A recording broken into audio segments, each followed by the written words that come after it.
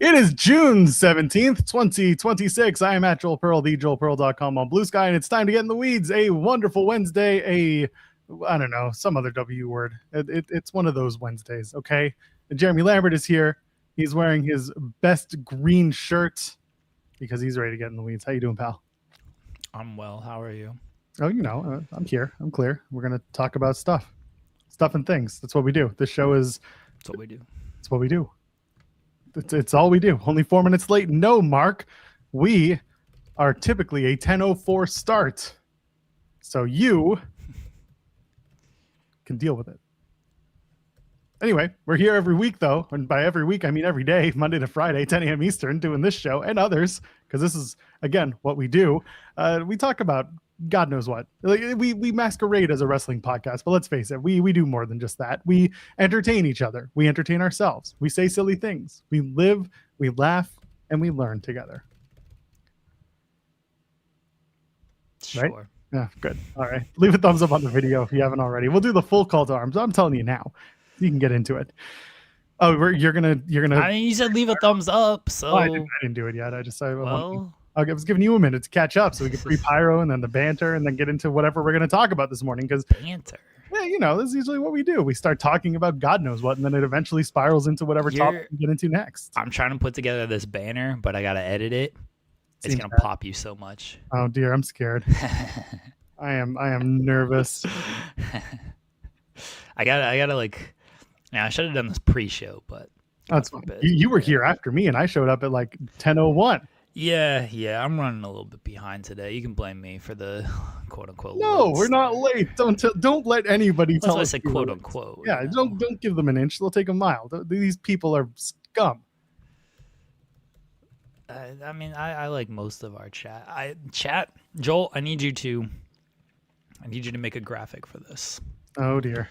Because I want to promote this well in advance, and I'm giving everybody a month warning in advance. Oh, okay. I know what this is then. Yeah. We're doing it. Could we just call it We're Doing It? We're doing the 24-hour stream on July 16th and 17th. By we, I mean mainly me. I know Joel's going to be there. I know SP3 is going to be there, but I will do the entire 24 hours. It's going to be from 5 p.m. on July 16th to 5 p.m. on July 17th. We're going to donate the proceeds to NAMI. I don't know who's going to show up. Joel will be there. SP3 will be there. Jensen will be there because it's during spotlight time. Rob and Maggie will probably be there because it's during coexisting time. So actually, I talked to them, be like, hey, your show is actually going to be part of this now. You're just volunteering people to be part of this. I appreciate that. Well, yeah, because they do a show during that time anyway. So it's like, why? And most of the shows are with me outside of Rob and Maggie. Like, why am I going to do like a separate show when I'm doing this stream? Unless you do like a simulcast type of thing. That sounds dumb. You should do coexisting. You should be coexisting now. You and Maggie. No disrespect to Rob. Just, people like Maggie too. Yeah. So all of them are going to be there. I'm going to be sending out other messages to other people.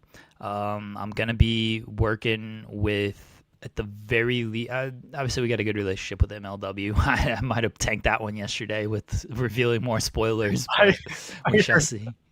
You're just doing great with that. It's whenever you do these interviews, it's whenever you host, it's just game over, man. Something happens. My wife is like, they got to send you notes. Forget the talent. Like, they have to send you notes on this stuff. I was like, yeah.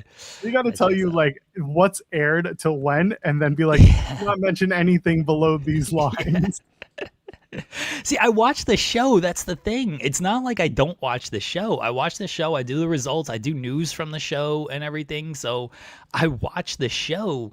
It's legitimately that like it runs together for me because I'm like, oh, I did these spoilers and these spoilers happened in like February. And so certainly like this is already aired because it's June and apparently like it hasn't even. It's I'm so bad at that portion, but it rules. I'm gonna work with MLW hopefully to get some talent on during the show and stuff.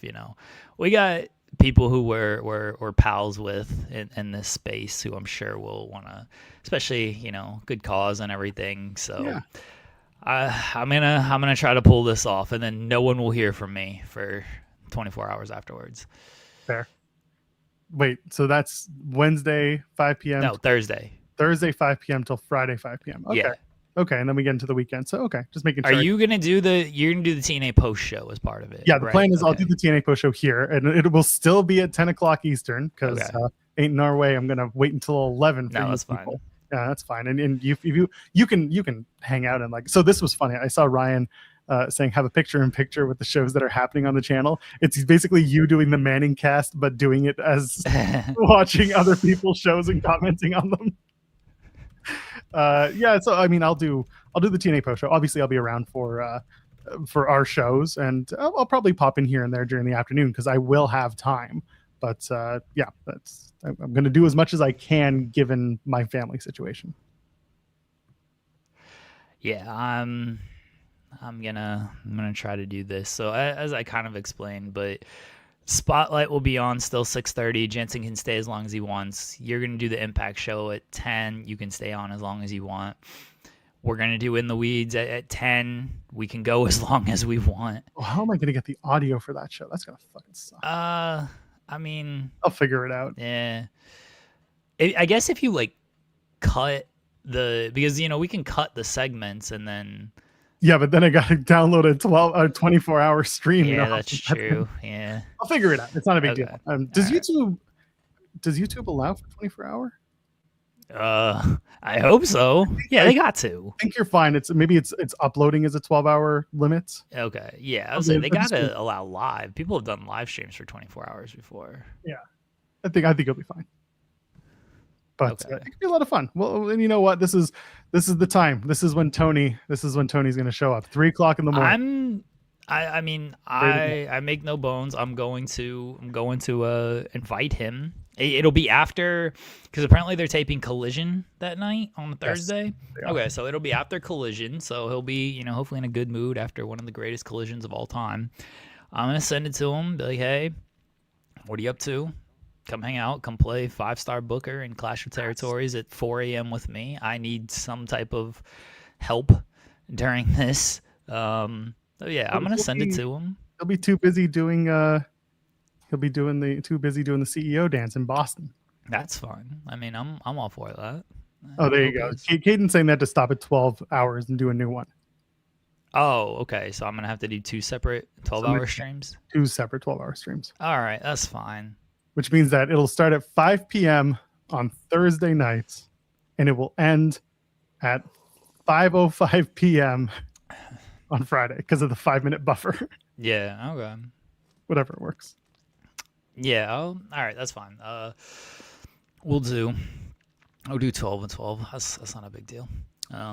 Get NWA talent on the show. I'm sure we can get some. Yeah, there's lots of people that we can have on the show. We just have to reach out and start having those conversations because we got a month. I mean, there's time. We just got to make sure that we take the time to get it started, get those conversations started. You think Macklin will join? I mean, maybe Macklin might join. I'll send him a message. Be like, you have 1 month to decide. He'll be like, pass. All right. Well, at least I tried. I need to get Macklin on tomorrow, or not tomorrow. I mean, tomorrow would be great. But over the next week or so to talk about this Slammiversary match. You know what? We could just message him now because he's not obligated. He's not bound by any company. Yeah. I was gonna talk to you about that. Like, can you send him a message and see if we can do this? Hey, I really like. I know. I'm sure he's gonna already talk about like all the TNA stuff, like on Boots to Boots and stuff. So I don't want to step on that. I legitimately just want to talk about this match. We're doing a retrospective on the Slammiversary. Was it 2025? 2025, yeah. Match. The 4th row match. Josh Bishop was on yesterday to talk about it. Yeah, he said you're the reason he left. You left. And we wanted to get as many perspectives on the match as possible.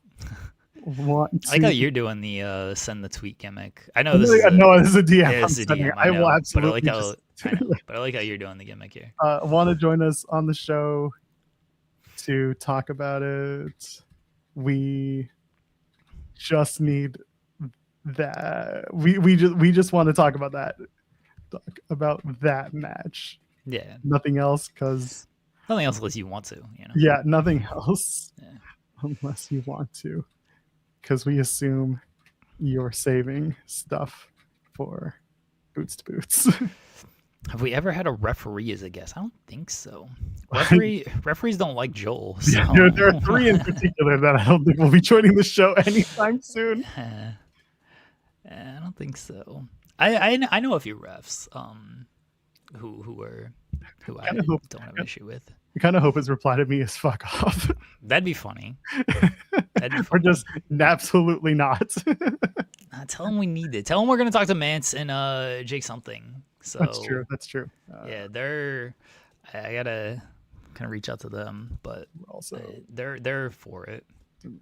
And Jake something about it. We're gonna put this together.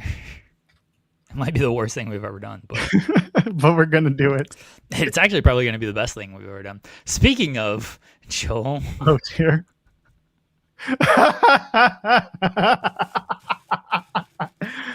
Oh, you did a great job. Great job. Oh, the mystery connection is absolutely something we can do. Yes. Yeah. We'll have some mystery folk come and join us. Yeah, that'd be fun. Yeah. Oh man, what a day. What a day yesterday was. First of all, hold on. We're 12 minutes in, so now I can actually do it. Leave a thumbs up on the video, would you? Leave a thumbs up. See, Jeremy did it earlier, and now he's going to do it again. We got so much pyro for you in this bad boy, just for you to leave a thumbs up on the video. And of course, you might as well go ahead and subscribe to us here on this channel, because like I said, we're live on this show every single day, Monday to Friday, 10 until God knows when, Eastern, talking about God knows what, just for you, because we love you, or we hate you, whichever one makes you feel a certain way. We mentioned Coexisting with Rob and Maggie. They're on Fridays. The Spotlight with Jeremy and Steven Jensen, that's Thursday evenings. And of course, we have Coast to Coast with JBJ and Collins on Sundays. So check them out, please, and thank you, because they do great work. And we want you to enjoy everything on this channel, not just the stuff we do, because this is what we do. We got a lot. We spend too much time on pyro and not enough on talent. Buddy, we are never going to pay for talent in our lives. That is the best part of this show. We will not spend any money on this. But we're here and we're clear, and you can send a super chat. Send us your money so that we can fund our pyro addiction, and any amount, get your question or statement read on the air, which we always appreciate, and supports us. Okay, we mention you freeloaders in the chat. We mention your comments for free sometimes, but we also like when you send us money.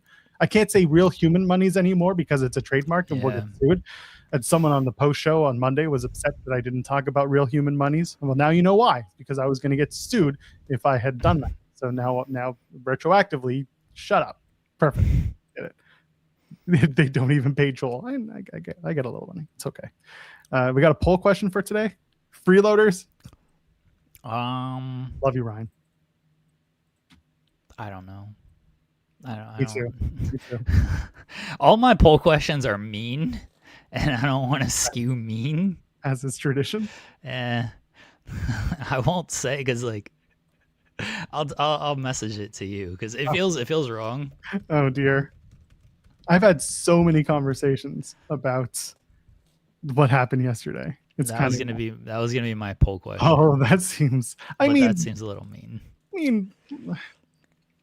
Let's face it. There will be others. Yeah, that seems a little mean. There will be others. I mean, I don't think I could say it. Like, I was gonna put who will be the next to leave TNA.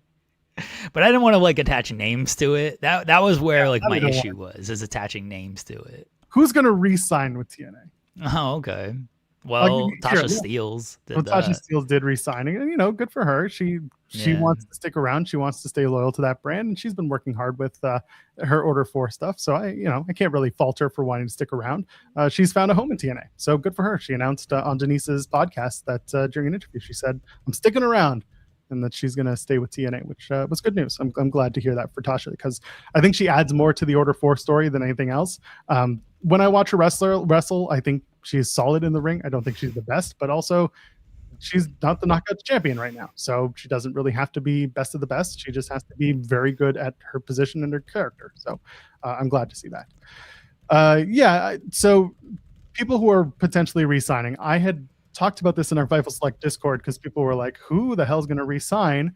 And the first thing I said was 6 months. It's been 6 months since they announced the re-signing of Mustafa Ali, Hometown Diener, Jody Threat, Nick Nemeth, and Ash. That's been 6 months since they've resigned. So that's 4 talent right there. I'm assuming Nick Nemeth is on a 1 year, but I'm not confirmed on that.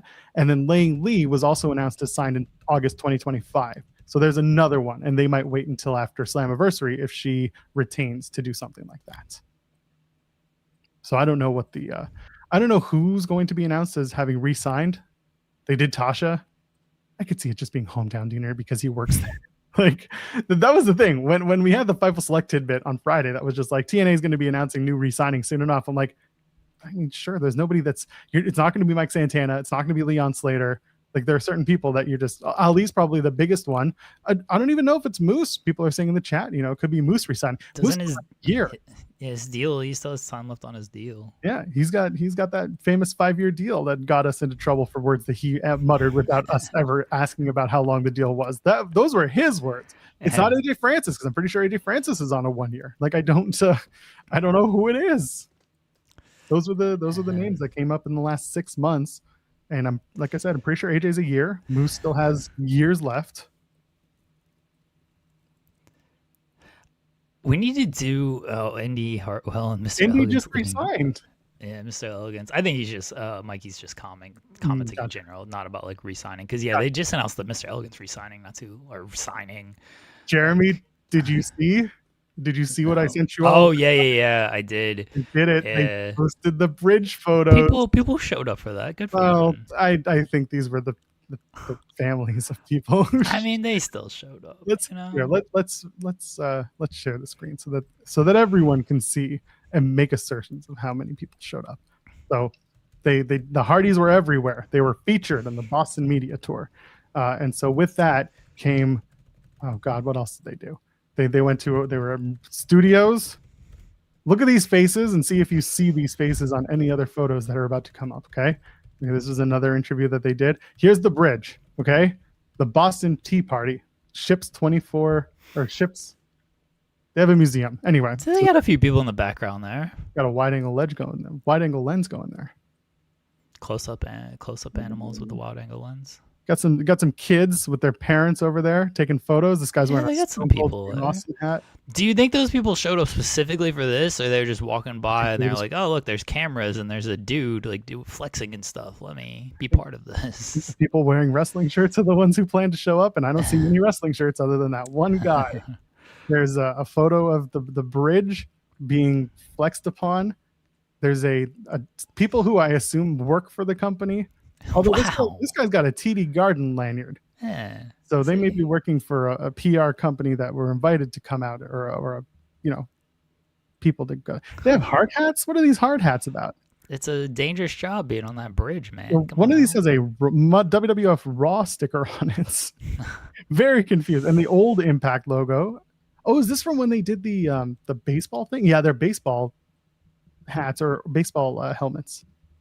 They did the baseball brawl in the ballpark. No, that's AEW. They did something else. Anyway, it's fine. Yeah, I'm pretty sure he works at the company. And then more radio interviews. So yeah, there was just one radio interview, as I can see here, and the Saturday Night's Main Event shirt and a TNA hat. I wonder if they did give him that. Hat. They're like, here, you got to wear this TNA hat. Don't show WWE stuff in the back. Anyway, that's why the bridge stuff wasn't heavily publicized. I mean, they had people. Come on now. Maybe they'll show it in the lead up to Slammiversary next week. Like, look at all the events all the advertising we've done. Yes, look at everything. The lack of John Alba at this event. Even John was like, "It's a drive I don't need to make." Wearing wrestling shirts has to be a surefire way to say I'm a nerd. I don't know. I don't wear any wrestling shirts out. I wear my Danielson shirt out. I don't care. I think that's funny. I don't wear any wrestling shirts anymore. I used to wear them when I was on tour because I would do them because I wasn't working. Because they're black. Well, because they're black. If I was on tour with a band, like I needed something showy and black. Yeah. I also wore like a denim vest, so in a skirt most of the time because I was not a skirt. I wore a kilt, but you get the idea. I mean, I don't have many wrestling shirts. I wear my Danielson shirt out just because I think it's funny, and I'm like, I don't really care. It's just a photo of a dude with a curious look on his face. That's like I have a John Cena shirt. I don't know. I don't really wear it out though because it's kind of heavier, and I don't like wearing heavier shirts. I have an AJ Styles shirt. I don't wear that too much though. I have the Christian Cage. That's how I roll shirt. I guess that's just Christian, not even Christian Cage. That's how I roll, but that's a heavier shirt as well. I like a WrestleMania 30 shirt, but a lot of these are kind of like heavier shirts. Oh yeah, my wife just reminded me. I have the Shad Gaspard shirt. Oh yeah, for a good cause. I wear that out. That's a light shirt. That's light. But yeah, no, I mainly wear light shirts. Like if it's a heavier shirt, then I try not to wear it out because it's too heavy. And I have so many shirts that are like much lighter that I was like, well, this is what I'm gonna wear, and then I'll just cycle through those instead of wearing wrestling shirts. But the Danielson shirt's light, so I'll wear that out. I mean, I still have a couple sweaters now that I can wear again, but I used to love my Bullet Club sweater. Used to love my Bullet Club slip, my Hot Topic Bullet Club zip up hoodie.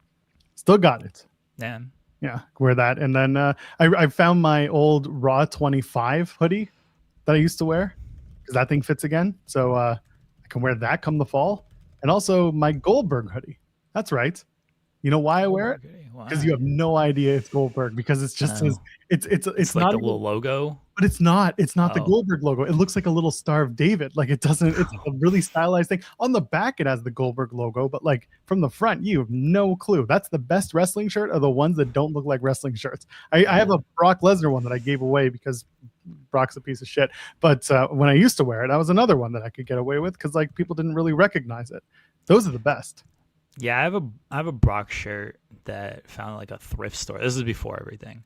I found like a thrift store, and that is just sits in my closet. Maybe I'll use that in the bonfire this summer. You should plank on it and then burn it. I mean, your cardio is probably better than his. I sweat so much when I plank too. Like it's kind of disgusting. And then I try to hug my wife, and she's like, "No, get away from me." Smart. But yeah, it's so terrible. Like I'm a mess after planking, and then the tiny one is just pops up, goes about their day, and everything's fine. I was like, "You suck." Oh. They're always going to be stronger than you until they decide that they want to be lazy. Then it's game over. Yeah, I don't know. Like I don't know if this one's ever going to be lazy. Just constant motion. Fair. With this one, I got my old Shotzi shirt. I don't wear it, but like I don't wear any wrestling shirts. I've got an old Shotzi one. I've got an old. I've got a bunch of indie ones that I just have sitting around that I don't wear. Yeah, I have like a signed Samoa Joe shirt that like I'm not gonna wear out or anything, but it's there. I do not have the Colt Cabana Star of David tee, but I will say something that I probably never told anyone.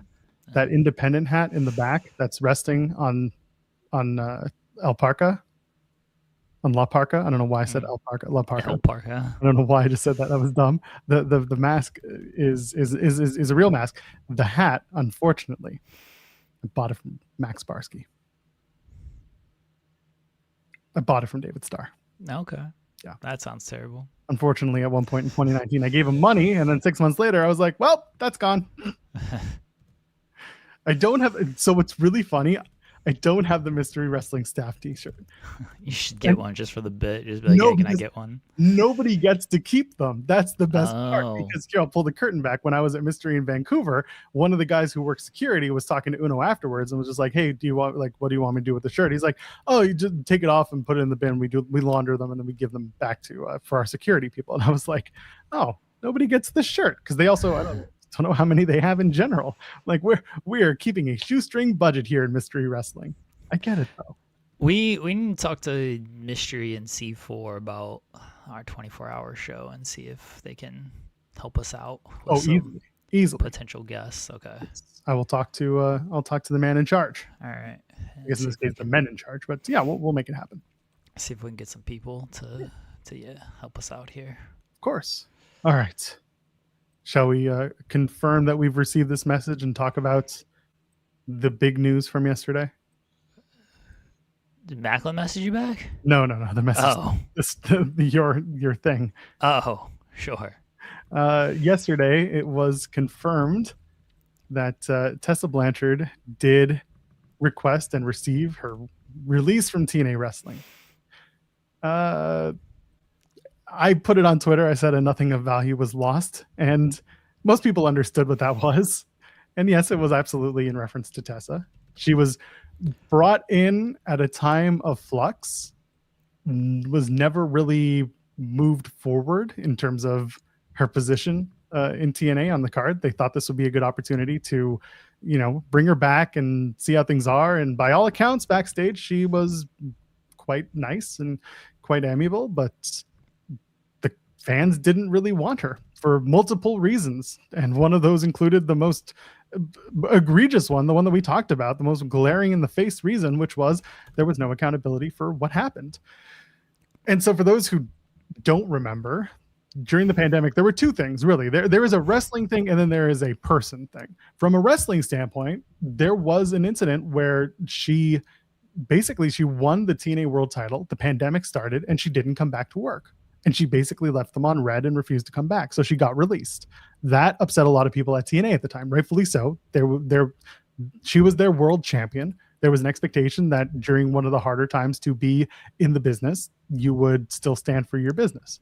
And she didn't. And that upset a lot of people. She went basically radio silent, and that was that. And she left TNA. She was released, and things were pretty bad for a while. The other side that came through during the pandemic, of course, is or just before, I guess. It was just after. When was it? It was 2019, wasn't it? When the bullying allegations started. It was 2020. Was it 2020?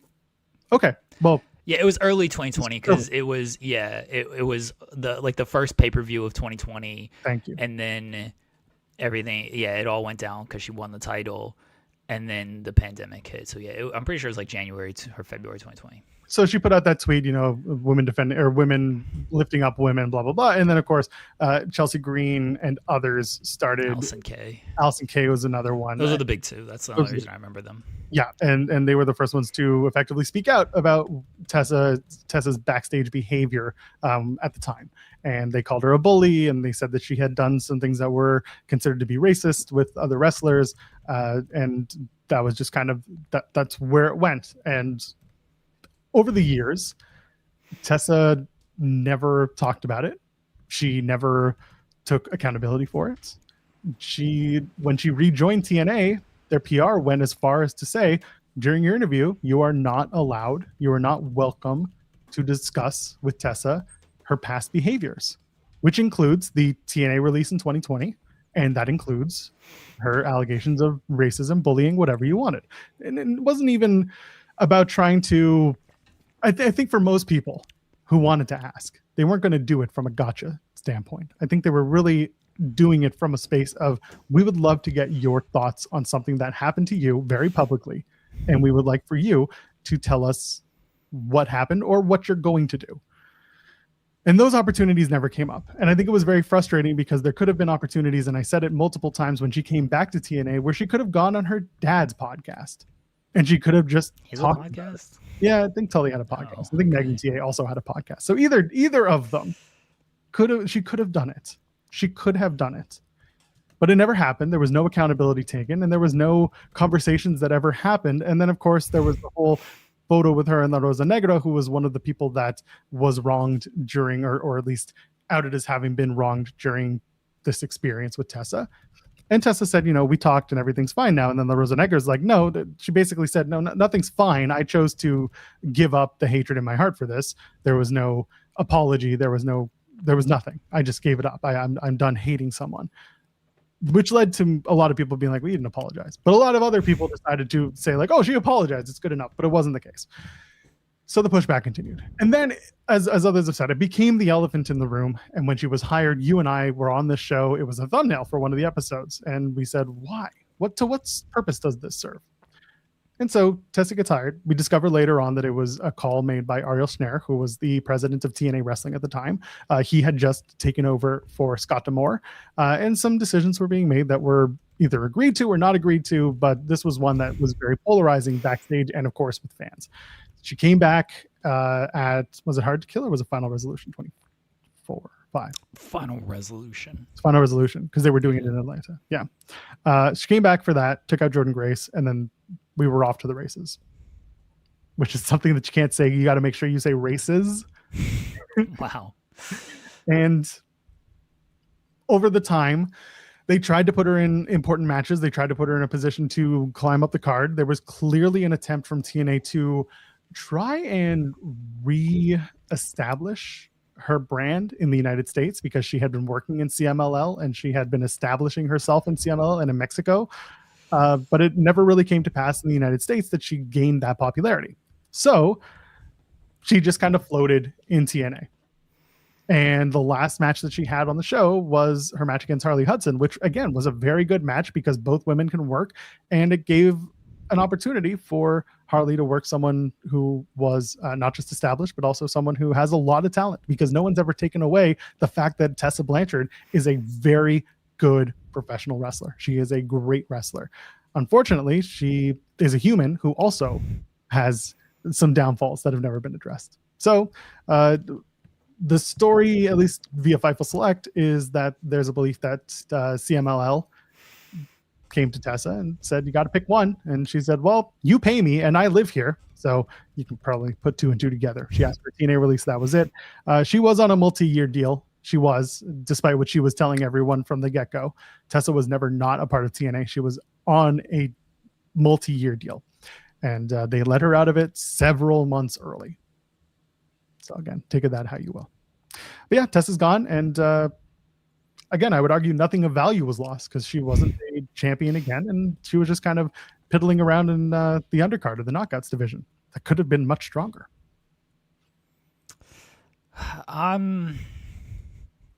I'm with you that like nothing of value was really lost. We've talked about kind of Tessa's spot in things, and how I don't want anybody to look at this as a defense of Tessa Blanchard. It is not certainly her personal actions. It's not a defense of that. But as we talked about, you have Tessa Blanchard. She is a former world champion, actual world champion, not knockouts champion. And they just kind of did nothing with her. It felt like they should have done more with her. Now, part of that could be on her, because she didn't like losing a whole lot. She didn't like losing the first run. She didn't even lose the title the first run. She just handed it back to them.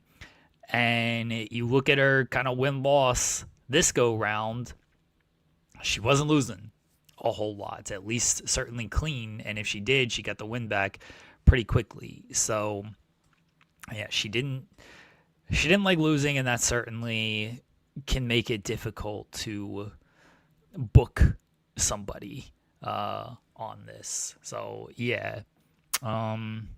Oh, sorry. I need to answer this message right fast. That's fine. I'll pick up one conversation that was started. I know Dave in the Observer had mentioned, and Brian Alvarez as well picked that up, that the CMLL partnership with AEW and her working CMLL and also being a part of TNA rubbed certain people at TNA the wrong way. My understanding was they didn't care as long as she came to work when she was supposed to come to work.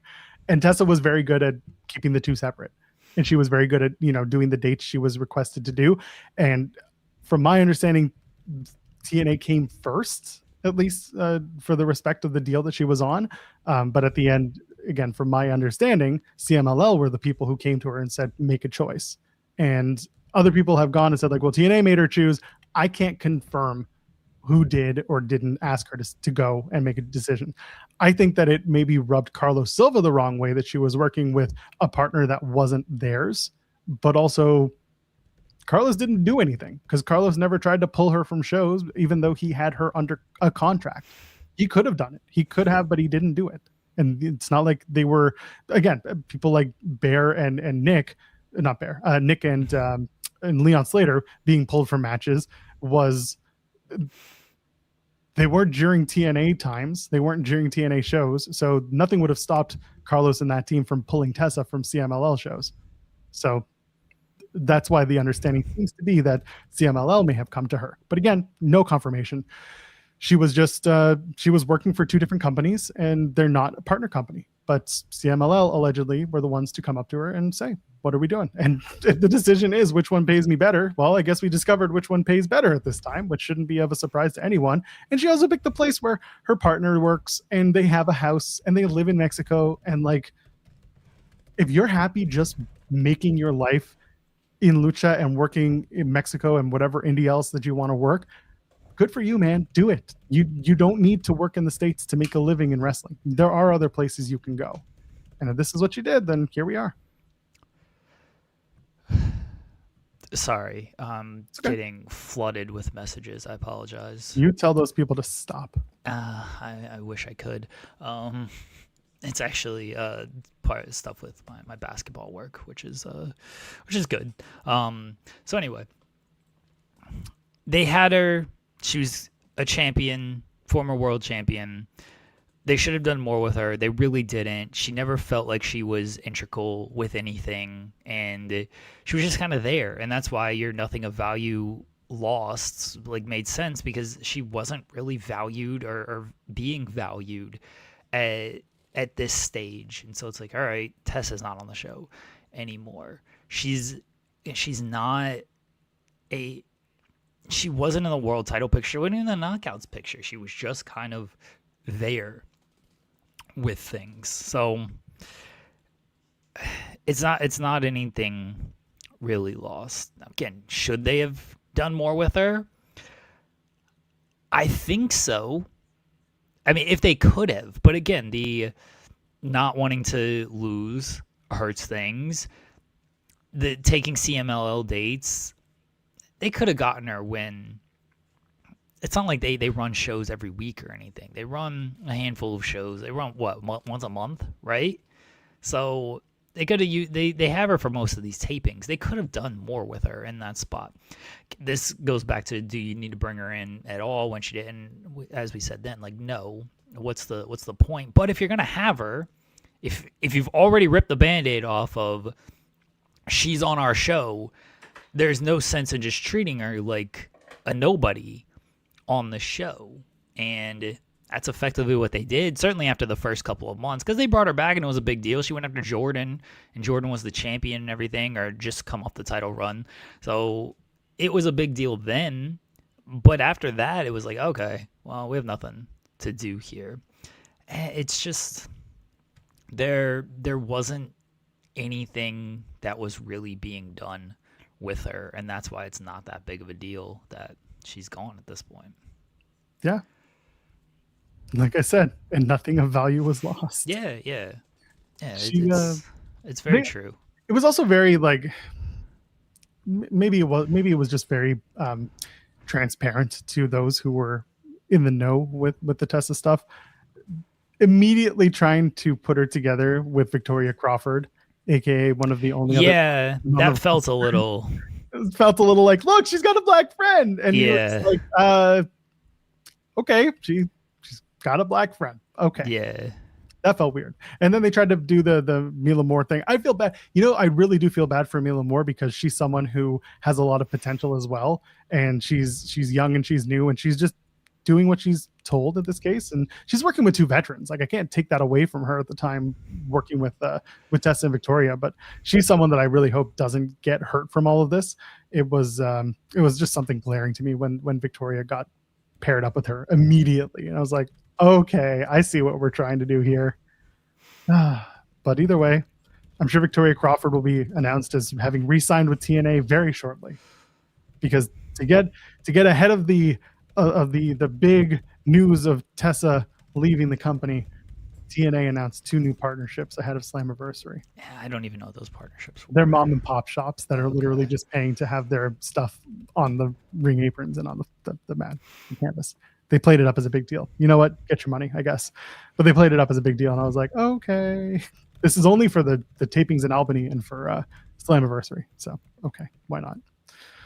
But yeah, that was the big news yesterday. Was Tessa leaving, and they didn't have anything for her, really. Yeah. They weren't going to put the titles on her. They never gave, not even the tag titles. That's something that kind of surprised me, was in a knockouts division where the tag titles mean 0, they could have just put them on her and Mila Moore, and they could have gotten away with it. But they didn't. They just kind of left it. Yeah. Anyway, what else is going on today? Nothing. Oh, all right. So we're going to end early, and we're all going to go home. Do you want to talk about NXT for a few minutes? Yeah, sure. Thought the show was fine. Of course you did. NARAKU doesn't want to sign a contract, but then they announced, well, NARAKU's going to sign the contract next week in a double contract signing. They did this. They did this bit with Trick and Joe and Trick. Jordan. Yeah. And Jordan and was it JC or was it Masha? Can't remember. No. Well, Trick. No, who? Ethan. Ethan came in, and they're like, "Oh, who is he? Actual signed?" And like he just signed the deal, and I was like, right. Oh. Like he got a title shot like before he was actually signed to the company. Yeah, it was very strange. The sit down segment with NARAKU was very funny because Tony D'Angelo was like, "You're a very evil man." Like, okay, see what you did there. And then he talks about like, you always relied upon others. You left that company or left your friend, whatever he said. I was waiting for him to be like, you left your house where you guys tortured people and didn't do things by the book. Okay, like that was a missed opportunity not to actually, say the house of torture thing there. But I thought it was a funny little segment. I don't know if they're going for funny for their world title picture, but I don't think so. Because then he later on says, "I'm bringing evil." Yeah. Like, yeah, we get it. We understand. But like I said, he refuses to sign the contract. And then later on in the evening, they announced that next week they're going to do the double signing again. So I'm sure by the end of the night, they'll be sitting in a room somewhere and we'll sign the contracts. And then that'll be it. No one will go through a table. It'll just be, that's it. Which they did recently. Like they did that a year ago. I mean, they do contract signings every year where someone goes to a table. The double signing. Oh. Remember they did that one?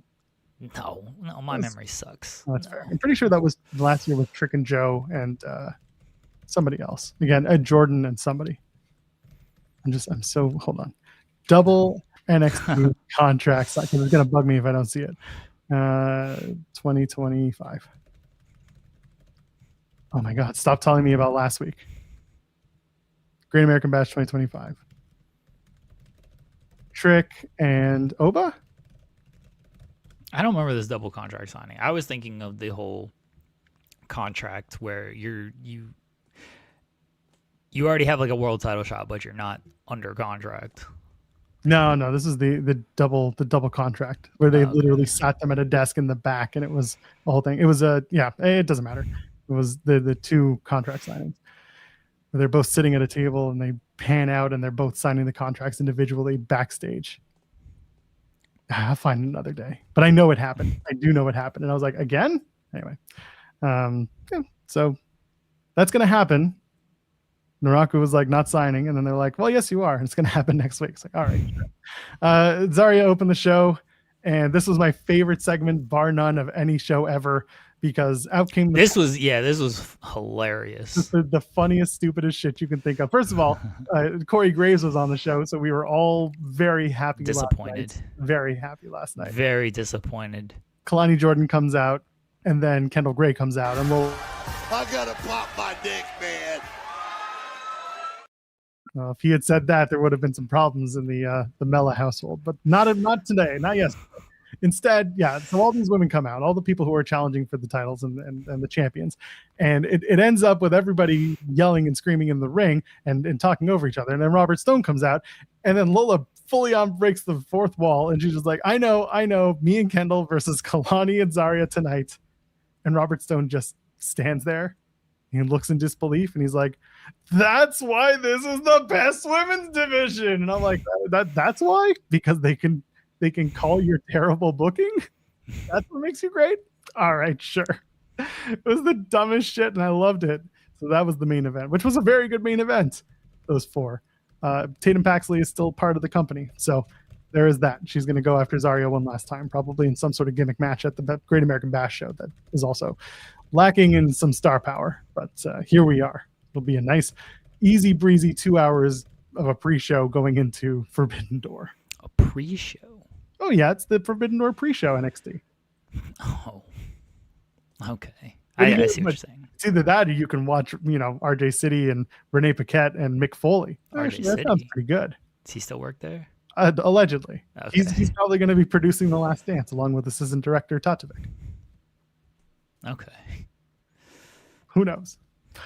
Anyway, I did like that they did this stupid calling out the tag team trope, and just Robert Stone being a complete idiot about it was ridiculous. But the main event was a lot of fun. I thought it was great. They do at one point, Zarya is going for her F5 variant, whatever she calls it. Whatever. And then Kendall Gray turns it into an armbar.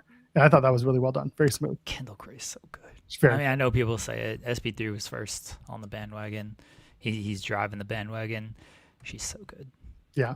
And so go back if you're going to watch anything from NXT. Watch the opening segment and then just watch the main, and you probably be okay with everything else just kind of having happened. The opening segment, I know you talked about it, but I was gonna get a little bit more. Was the interruption stuff? I mean, they do it on literally every WWE show, so it's a thing at this point. But the women just cutting off Robert Stone and just being like, "We know, Robert. It's gonna be me and Kendall against Zarya and Kalani. We got it." I was waiting for Stone to actually flip it up and be like, no, it's actually going to be this. But yeah, he said that's why we have the best women's division.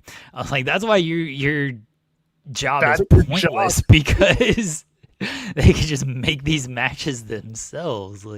What do we need you for to do this stuff? But yeah, that was very funny when they cut him off and did that. I popped for that one. Do you know what my next favorite trope that needs to be stomped all over should be? And it's got to be Kevin Owens who does it. It's Kevin Owens walks in, and he comes in and he sees somebody an authority figure on their phone, and he looks at the camera guy and he looks at the guy on the phone and he says, "Why are you in here while he's on the phone filming him? What are we doing? Why did he ask you to be here filming his private conversation? What are we doing?" Someone needs to call that out, and I thought that'd be very funny if it's Kevin Owens being like, "What are you doing in here? Break that fourth wall, baby." Yeah, even the promos have interference. I call it the parade of challengers. Normally, it's whoever just wins a title in NXT, immediately 4 or 5 people just come out and they're like, "I'm staking my claim. I'm putting them on notice." This one didn't even make sense because Kalani comes out, she's like, "I don't even want this title. I want the women's title." And then Kendall comes out and she's like, "I already got a match for the women's title." And then the women's champion comes out, and it's like, nobody actually wants this North American title. We're just interrupting to do interruptions at this point. And Zeno are saying didn't love Zarya take it. She's the champion. The champions always take the pins in these matches. She's also the only firmly heel character in the match. No, Kalani's firmly heel. Kalani's not firmly heel. She's still got her old music. She's firmly heel. Oh man, I get it. But they really should have done the champions versus the challengers. Just flipped it on their head. And just let Robert Stone be like, "Actually, dumbass, we're not doing it that way." I don't think you want to call your world champion, your women's champion, a dumbass. Well, then maybe he should have her wrestle more on the show. Instead of weekly having Lola Vice come out and be like, "I'm a Latina, I'm a champion, someone that can beat everyone." And then she doesn't have to face anybody. Liv Morgan ass title reign over here. I think people want Lola's title because Kalani said she wanted Lola's title. It's just that's why them interrupting Zarya didn't make sense because the 3 people you had interrupt her are more in the world title picture, not in the North American title picture. So why wouldn't you have I guess Izzy Dame is what it is in the speed title picture, so maybe she can't do interruptions. I just feel like this would have been an opportunity to get somebody else in there instead of kind of combining your two divisions here for the world title. The problem is that Izzy Dame's trying to be the fastest woman alive, so she's got to do it quickly and staking. Didn't you say like this was being set up for Thea to win? Brother, because it should have been. They were absolutely hinting the whole time. they weren't. I mean, maybe they were, but like Thea was never going to win. That's why last week I was like, no, she's not going to win. They don't love her like I do. They were the implosion of their team. No. The culling was on their way, and instead it was, oh my god, it was.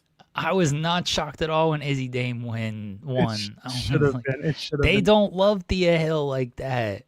I Thea, wish they would, but they just don't. Thea Hale is on her way to doing the WCW DDP ascent, and not in the good way.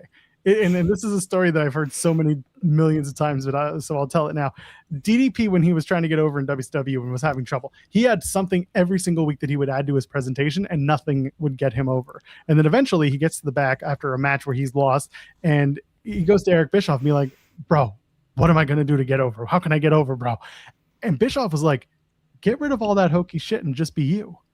Get rid of the cigar. Get rid of the diamond thing you were carrying. The not walking stick, but whatever. Get rid of all that shit. Get rid of the big bulky coat. Get rid of the sunglasses. Just go out and be you. And it worked. I mean, over time, it worked better than all the other accoutrements. Thea Hale is currently on her DDP ascent, and not in the good way. She's adding shit to her presentation that is just getting worse and worse for her presentation. She's shotgunning a Monster Energy drink. And she's also like, I'm a grown ass woman. And I'm like, yeah, you're 23, but like, stop acting like a child. We can't win. Yeah, she's trying stuff. Bless her, because she unfortunately won the North American title when she wasn't supposed to, and after that they were like, well, can't trust you to do. Can't have that happen again. So they just don't do anything with her. It's very sad. It's very, very sad. As the biggest Thea Hale defender in the world, I'm still fighting the good fight for us Halians out there. It's getting tougher though. When you're losing speed matches, like this title is like, it's meant for her, right? Like if you're going to put the speed title on anybody, you put it on the person who is just hopped up on energy drinks. Yes, you put it on sentient cocaine. Yeah, and instead they're like, nah, you're just losing to Izzy Dame, who always beats you. It's unfortunate. It's unfortunate. Such a perfect story in play. All she had to do was beat Izzy Dame, and then it is what it is. Izzy Dame, she goes and gets upset at the culling, being like, you did this to me. You pumped me full of positive energy going into this match. You made me cocky. You assholes. Like, it should have just been another notch on the breakup of the culling, but instead, no. Izzy had to beat our sentient cocaine. Yeah. Who was also drinking an energy drink, shotgunning an energy drink before the show. So, like, clearly, she's just not fast enough, despite being super fast. Very upsetting. Is what it is. Izzy Dame. Ridiculous. Matthew Hooks, Matthew, did you say you were also on the drive to Dynamite tonight, or was that somebody else? Pretty sure it was also you. Dynamite's in Texas, so it could be. Yeah, it's a 4-hour drive to Dynamite tonight. Oh, Good. okay. Lord. You're getting ready to do it, so I hope you drive safely when you do. And also, safe. because I think this is very much worth it, it says I want to give everyone an almost weekly health update. Dropped 25 pounds total, so now under 300 for the first time in forever. Brother. Hell yeah. Hell yeah. Congratulations. Keep it going. I'm glad you're giving us these. This is A, accountability, and B, you get to brag a little. Please do. Congrats. Keep doing it. Keep it up. My scale has stagnated for the last couple of days, but we're moving in the right direction. It's not just about the numbers. It's about keeping it up and doing it and making yourself feel good. Kudos to you. Keep it up. Good job, Matthew. Yeah. Yes. Keep it up. Hope you have a good time at Dynamite tonight. It looks like a show. I mean, they don't have like too much announced yet. Like, it's face-to-face segments. It's a 12-man tag ahead of a 12-man steel cage match, which doesn't make a lot of sense. I still think it's part of a write-off. But I mean, maybe. But Mercedes and Azuki should obviously be really great. Yeah. We'll see what else they add to this show. Yeah, It should be good. We'll do a proper preview towards the end of the show, but yeah, it's going to be an interesting episode of Dynamite. But yeah, keep going. This is funny. So when I was just starting on this health journey of mine, I was wanting to do more like Greek yogurt with berries, and I'll put some granola in. So I'd found at Walmart they had the Kind granola, which is like not the best, but it's not the worst. So I picked some up because they had like a peanut butter flavor, and I like peanut butter stuff. So I pick it up and I get it, and I used it. And then I was looking for more because I didn't want to spend $7 on the bag when I just spent $5. So Amazon had like a multi-pack, okay? And the multi-pack came out to $15 for 5 bags of this stuff. And I'm like, this is perfect. I order it. I set up the subscribe and say, this is great. And then I get them last week. And they sent me 4 boxes, I shit you not, 4 boxes of the breakfast bars that I do not want and do not need. So I go to Amazon, I go to their customer support, and I'm just like, hey, you sent me the wrong thing. And like, oh, no problem. We'll send the right thing to you, just at no cost. And you can keep those other breakfast bars as like as a make good for, I'm sorry. We're like, okay, fine, sure, whatever. Send us a new stuff. I said, sure, it'll arrive on Tuesday. So yesterday, Tuesday, I went to go get the bag or the box because it arrived. And I went to the concierge and I was like, hey, got a package, grabbed the package. And I looked at it and I put it down and I'm like, this ain't it. And I opened up the box. Sure enough, they had sent me 3 more boxes of not the bags of granola I had asked for. They had sent me 3 boxes of some other bar that they create in the Kind granola factory. And these ones are all like high trans fat. And I'm like, what the fuck are we to saturated fat? And I'm like, what are we doing? So I reach out to Amazon again. I'm like, can we just get me the right package? Can we just get me what I'm supposed to get? And No. like, we're just going to refund you. They just rather would refund you than send you the right what you actually ordered. And because I don't have Prime anymore and I have to do $35 to qualify for free shipping, otherwise it's $10, I had found another 5-pack of the granola and this stuff was $18 and it was like the last one left thing. So I'm like, yeah, I'm going to get it. And then I was like, oh, I don't have $35 in my cart and I'm not going to start filling up just for this shit. It sucks. But here we are. Ryan says, make your own granola. It's super cheap to do. Yeah, my wife makes granola. And I'm not a huge granola fan, but the stuff she makes is really good. And so I do have that. Assuming like everybody else doesn't eat it all first, because, you know, between all 15 of us, there's a lot to go around. My wife has done a lot of this, making your own stuff, including granola and yogurt. Not granola, but yogurt. And we'll take a lot. Greek yogurt is great to make pizza dough.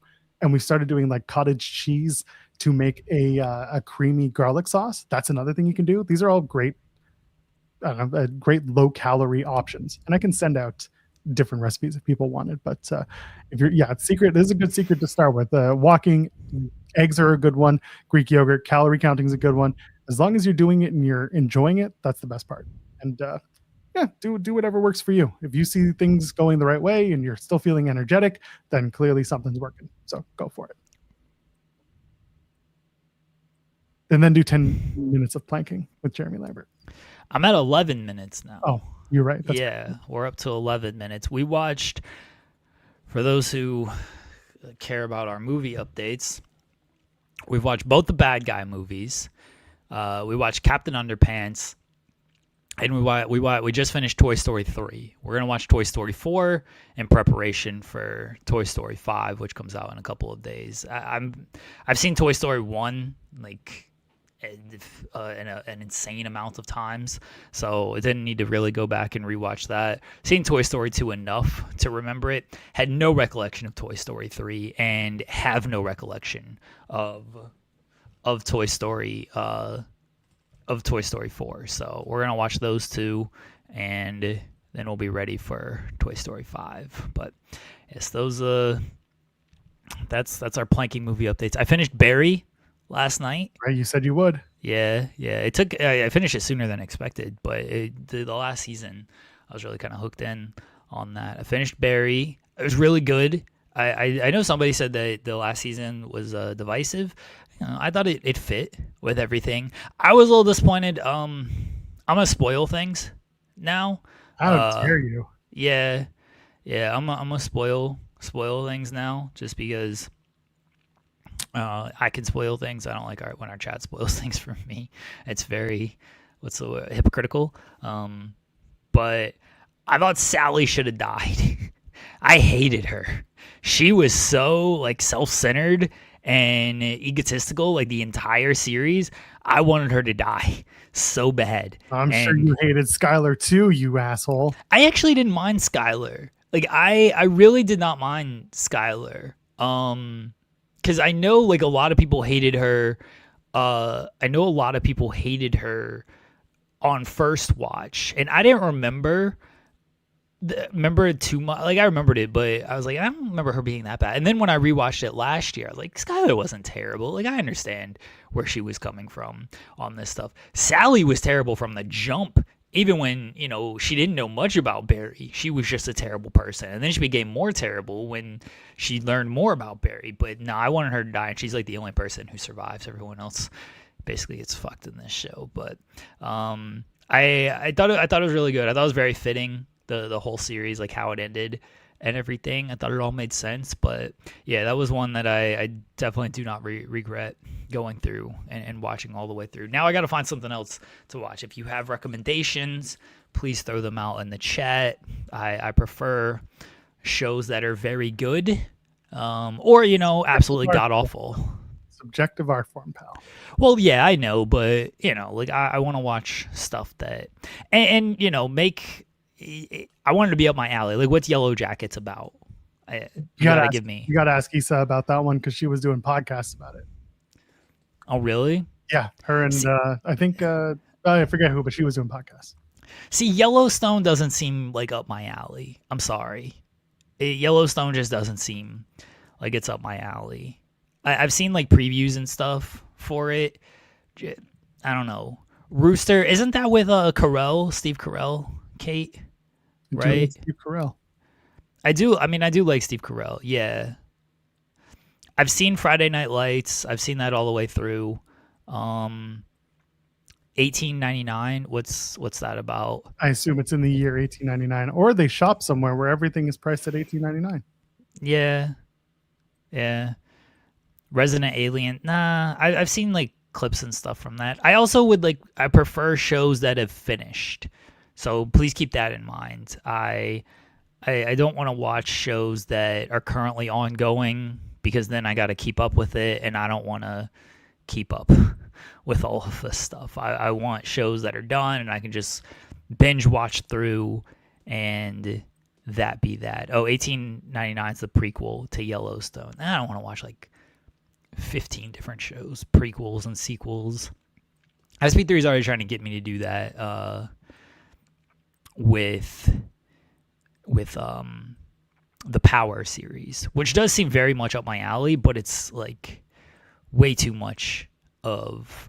Okay, the Penguin. Okay, that's finished, right? Yeah, I'm pretty sure the Penguin... That's a good shout, Xeno Hour, because I did watch like the first couple of episodes, but then, it was during transition of life and stuff. But I know that actually might be the play, is to go with the Penguin. I don't know if I saw the Batman, though. Is that the one with Affleck? Right? Who's fucking Ben Affleck? Oh, you white, you Ben Affleck. That's fair. I am white. Look, Ben Affleck's here. Hello, Ben Affleck. I am white. How are you, Sean? Good. Travel day from hell. Sunday, Monday, Heard. fortunately.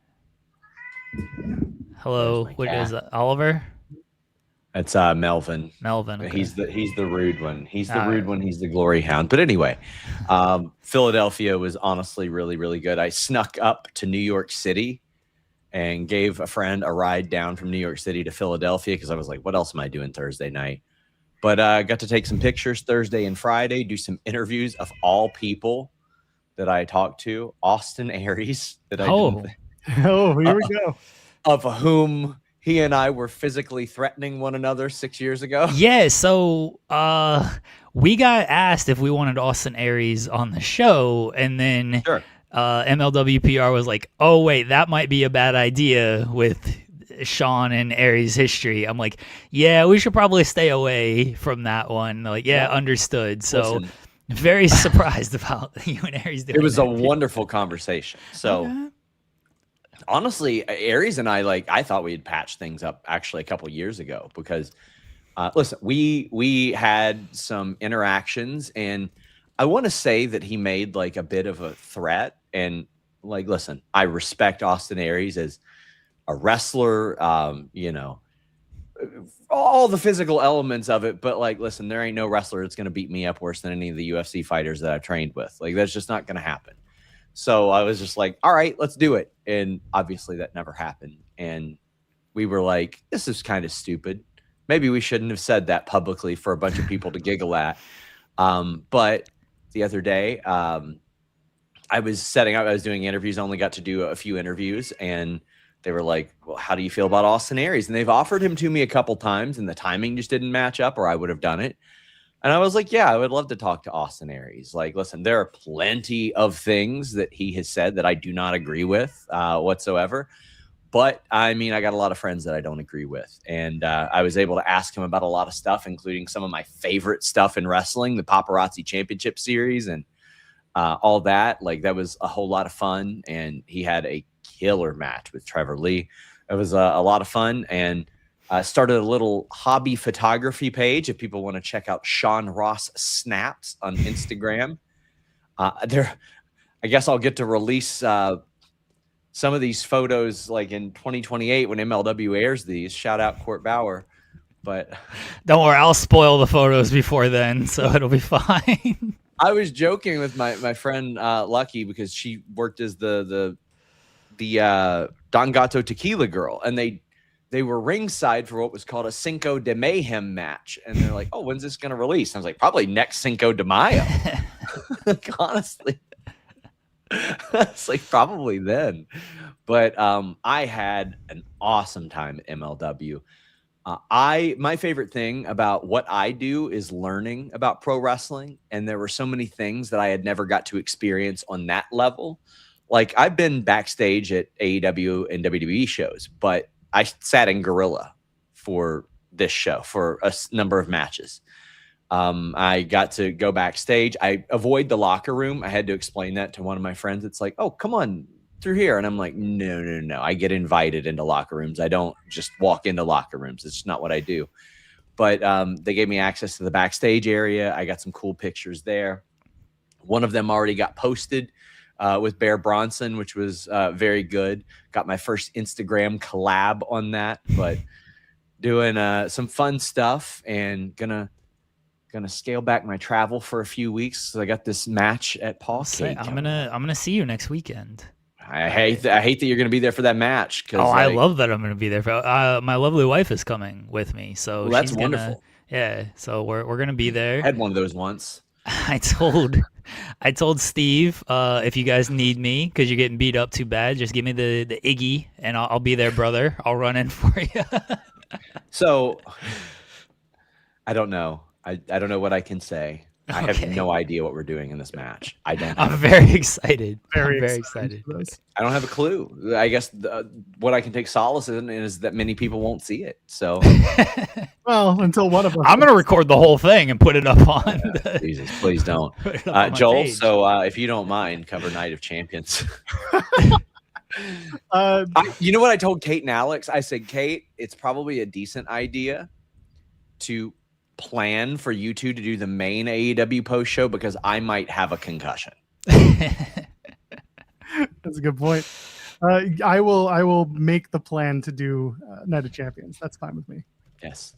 Two afternoon post shows day after day. That'll be a fun weekend. My schedule opened up, so I can talk about this now since it's not happening. I had been courted to do a submission wrestling match against another person with a comparable following from me, and I was getting down to 170 pounds for that, and they just pulled out. So I can't say who it was, but yeah, I'm down to 170 pounds, and that's exactly what I need when facing two deathmatch wrestlers, right? The ability for them to throw me around even easier. Somebody says Alvarez, absolutely not. Brian, listen, I did my catch wrestling in the day, and I'm very confident in that. Brian Alvarez is a Brazilian Jiu-Jitsu black belt.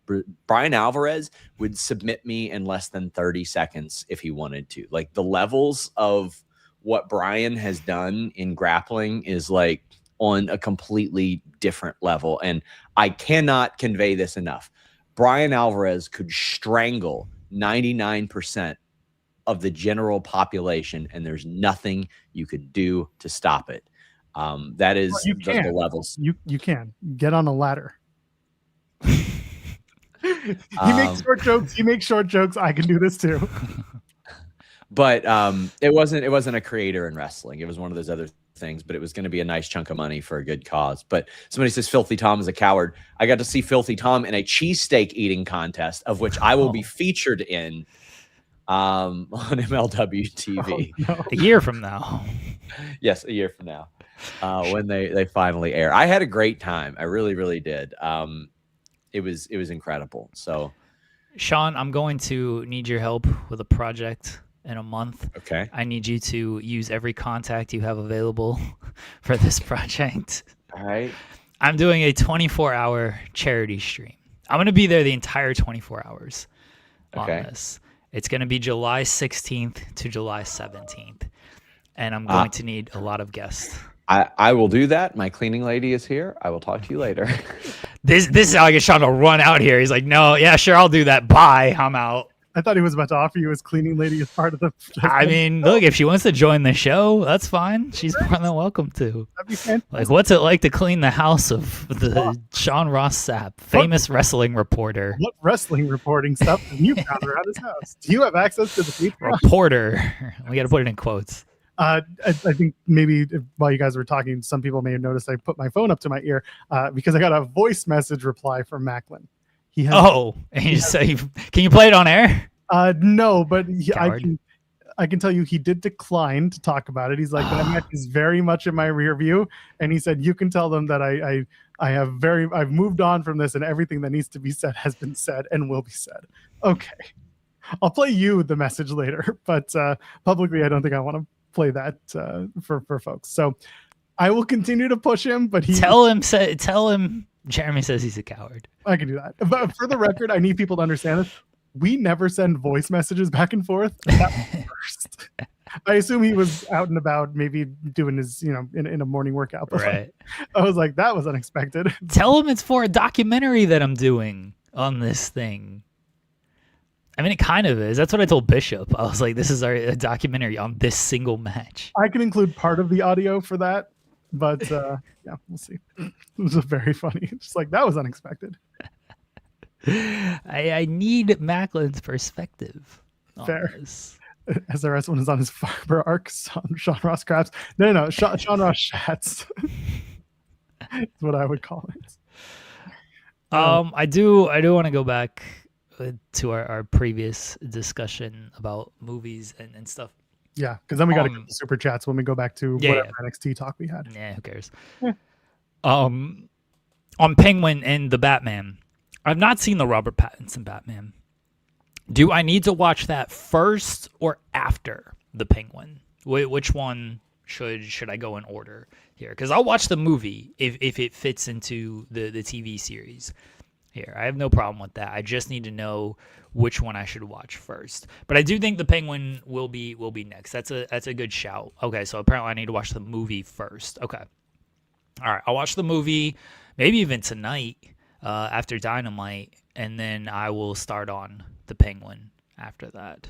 Okay. Yeah, I do want Macklin as part of the charity stream if he's open. Yeah, to that I'm sure we can. I'll tell him I'm going to ask about that match and then see if he wants to go on. Probably.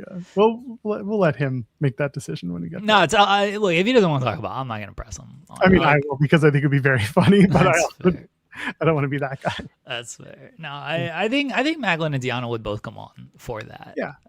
They know it's for a good cause. And yeah. They'd be fine. Like we have a lot of people who have been on this show plenty of times who would give their time, and then we have other people that we can ask to get the word out so that they can be a part of this charity stream. It'd be a lot of fun. And also there's stuff that we can probably like co-stream or at least like put on screen and watch together.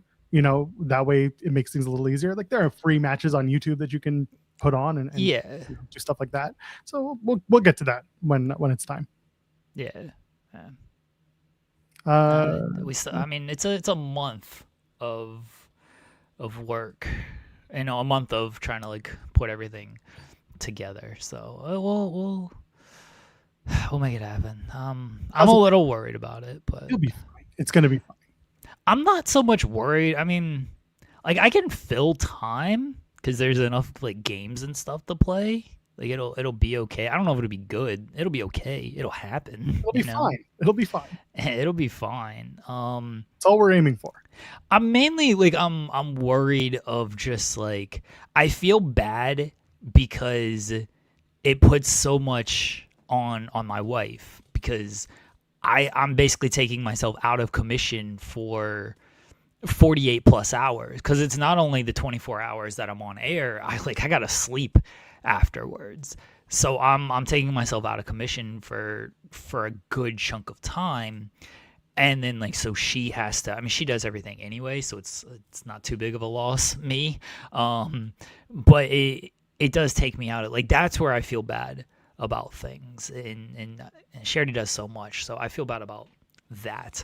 Can we DoorDash you snacks while you're on air? If I trust you, yes, because that obviously means giving out my address, and I don't want to do that. But you'll be able to set it up in a way that you can do a QR code on the stream. We can look into that. Okay. And then that way it doesn't give your address. Like we can give my address away. We'll try to find a way to do it. If it does, we can Okay. we can figure that out. Either that or Uber Eats, whichever one does it. Yeah, that would be fantastic if you guys want to do that for me. It's gonna be you getting up every 5 minutes to go get something. No, again, this is why like it's so much must eat everything we DoorDash. Oh, that's a great idea. I'm not mad. I will do this. Like I'm all for this. Like it's for charity as well. Like if you DoorDash it to me, I'm not saying I'll eat the whole thing, but I will eat it. If we can set this up, that would be great. That's a good idea. Appreciate Kaza. Appreciate you kind of suggesting that. It's not me getting up. Like it's legit. Like again, this is where like my wife is gonna have to do so much. She's already been like, you know, like I'll bring you snacks, I'll bring you food, I'll bring you whatever you need. So can we get the cop? No, because we didn't win a single game after I had that interaction. So he's cursed. He's a curse, I should say. Hey, Danhausen to curse him. It's kind of like an Amazon wish list where someone can buy you things without. Yeah, I don't know if that's a thing with DoorDash, but if it is, okay, yeah, can we look into that? Yeah, absolutely. If we dash booze, do you have to drink it? I guess, but please don't send like a bunch of booze because I don't drink. Literally, as I've said many times, like the only time I drink is when I do it on stream at the end of the Friday shows. So, yeah, please don't. I feel like that's just a waste of money if you're just gonna send me a bunch of booze. Like at least if you're gonna send me like some candy and stuff, like I'll eat that and probably just eat that. But I'm not gonna drink a bunch of booze. I don't want to get like super drunk on the stream either. It's like then I'll pass out and it's a 24-hour stream. I did send Jeremy laxatives. Please don't do that. Come on now. Whatever works. Please don't do that. What's that one drink that got you effed up? Oh, is that the Malort. terrible stuff? Malort. Yeah, the terrible stuff that Ryan sent me. Yeah. Yeah, looking into it right now. Some people are saying you got to do gift cards to keep the anonymity, but we'll keep looking into it. Gift cards, okay. We'll look into something else and see if there's any of these services. This is DoorDash specifically, and this is just my first look through. Yeah. Because you've got to set an address, and I'm like, we won't do that, but we'll look into it and see if we can find a way to do it. Grace saying you want to avoid booze to keep. Yeah, I don't want to drink like a bunch of. I don't want to drink a bunch of alcohol. And like if you do send alcohol, like I'm literally only gonna take one drink. I'm not drinking like the entire bottle. I plan on having like some peanuts and stuff, some energy drinks, a lot of coffee, which is gonna fuck with my stomach. A lot of water, some Gatorade, things like that. We did joke about this, King Potato. It's gonna be like the South Park episode where I'm just gonna need her. No, I will go to the bathroom when other people are on stream and you know, I'm gonna have to go to the bathroom. Like Grace saying, I've done only done a 12-hour stream a few times. It wasn't too bad. I don't remember the longest stream I've done. I feel like I did like a 6-hour, but I could be lying. I'm close to like 4. I know that much. Yeah, we've done 4-hour episodes of this damn show. Yeah, that's true. That's true. Anyway, 12 is a lot. we shout at Thea Hale and have her suggest energy drinks for you. I would love for Thea Hale to just join the show. That'd be great. She can shotgun a can of something with you. Yeah, that's fine. We'll do that. No problem with that. Yeah, we'll look into the other options that are happening. Chaza, did you just say that you were going back and forth to the hospital? Are you guys having another kid? You said you're gonna have as many kids as Jeremy. Good for you. Keep fucking, Chaza. Is this something you're trying to tell us on the air? Because if you are, hell yeah, good for you. We'll see. We'll let you confirm or deny. Yeah, keep throwing out ideas, everybody. Because I'm gonna need some idea. I know people have mentioned different guests and stuff. Again, we're gonna reach out to people you've seen on the show before, people you maybe haven't seen on the show before, haven't seen in a while, and hopefully they'll join us. But Okaza's on. I'm on number 3. Hell yeah, keep fucking. Look Kaza. at you, my God. King Pate said I did a 15-hour Twitch stream when NBA 2K15 came out. Miss the old days of streaming in the 2010s. 15 hours, man. Have you played that, King Pate? What's it called? NBA Run? Something like that? I've seen like the clips and stuff of it. It looks fun. But I'm into GTA 5 right now, which I know is like, wow, you're into a game that's a decade old, but I have been playing more PlayStation. I've played more PlayStation in the past like 3 days than I've played all year. And I've just been playing GTA 5 and a little bit of UFC 4 while I waited for GTA 5 to download. Yeah, I will be playing. I'm not gonna be playing PlayStation on the stream though, because I'm doing it through like the StreamYard. I don't know how like hook all of that up, because I want to be able to send the link to people, and the OBS thing, because we did it through like Skype and everything, that was just like a giant pain in the ass. And I don't know if I can like stream, because my PS5 is on this screen over here that no one can see that I'm pointing to, not this screen here in front of me. I'm sure there's a way to like hook it up and get it set up. I don't feel like doing all that. I get it. That's fine. We had a couple super chats. Let's hit those real quick, shall we? Volib sent a couple saying, I forgot to send this during the NXT talk. Don't worry, we'll have more just for you. You know why sorry is F5 is the other way, right? Because the toilets flush the other way in Australia. Oh, God. And down there, the guy would have called him Chazwuzzles. And also, he adds in my top 3 picks for watching finished shows. Psych. Technically, Psych I've seen. I've seen that. I've seen all the movies. Yeah, that wouldn't be new for me. Burn Notice. I've seen Burn Notice as well. It's been a very long time, but I watched that as it aired. So yeah, I've seen Burn Notice. And Supernatural. I saw people mention Supernatural, but it's like 100 seasons, and I don't know if that is like up my alley, is the only thing. So I don't know if I really want to watch that. I thought of doing Curb Your Enthusiasm, because I watched that on and off, but I definitely have no recollection of it, and I didn't see like the final seasons and stuff. But I like the idea of Batman and Penguin. And that's what I'm gonna go with next. So after I finish that, I will continue to take recommendations. You can watch White Collar. White Collar, yeah. Not bad. I kind of enjoyed it when I would watch a few episodes here and there. It's pretty easy to watch and not too difficult. I know what it's about. Like I've seen it, like episodes and trailers and advertisements and whatnot. I don't know. It doesn't seem like, I don't know. It doesn't like speak to me. You know. Yeah, if you're looking for something that.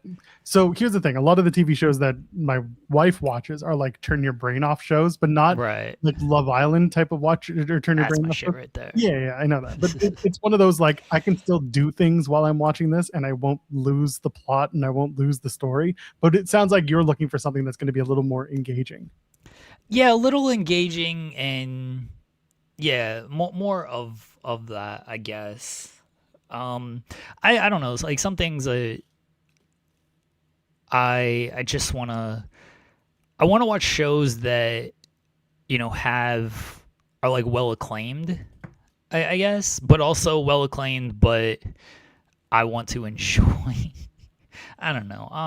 I watch these shows at like midnight, so I want to. Just nothing but House for the next. Nah, I've seen. My wife had a House on for like Yeah. weeks straight, and I feel like we watched every episode. Like House is fine.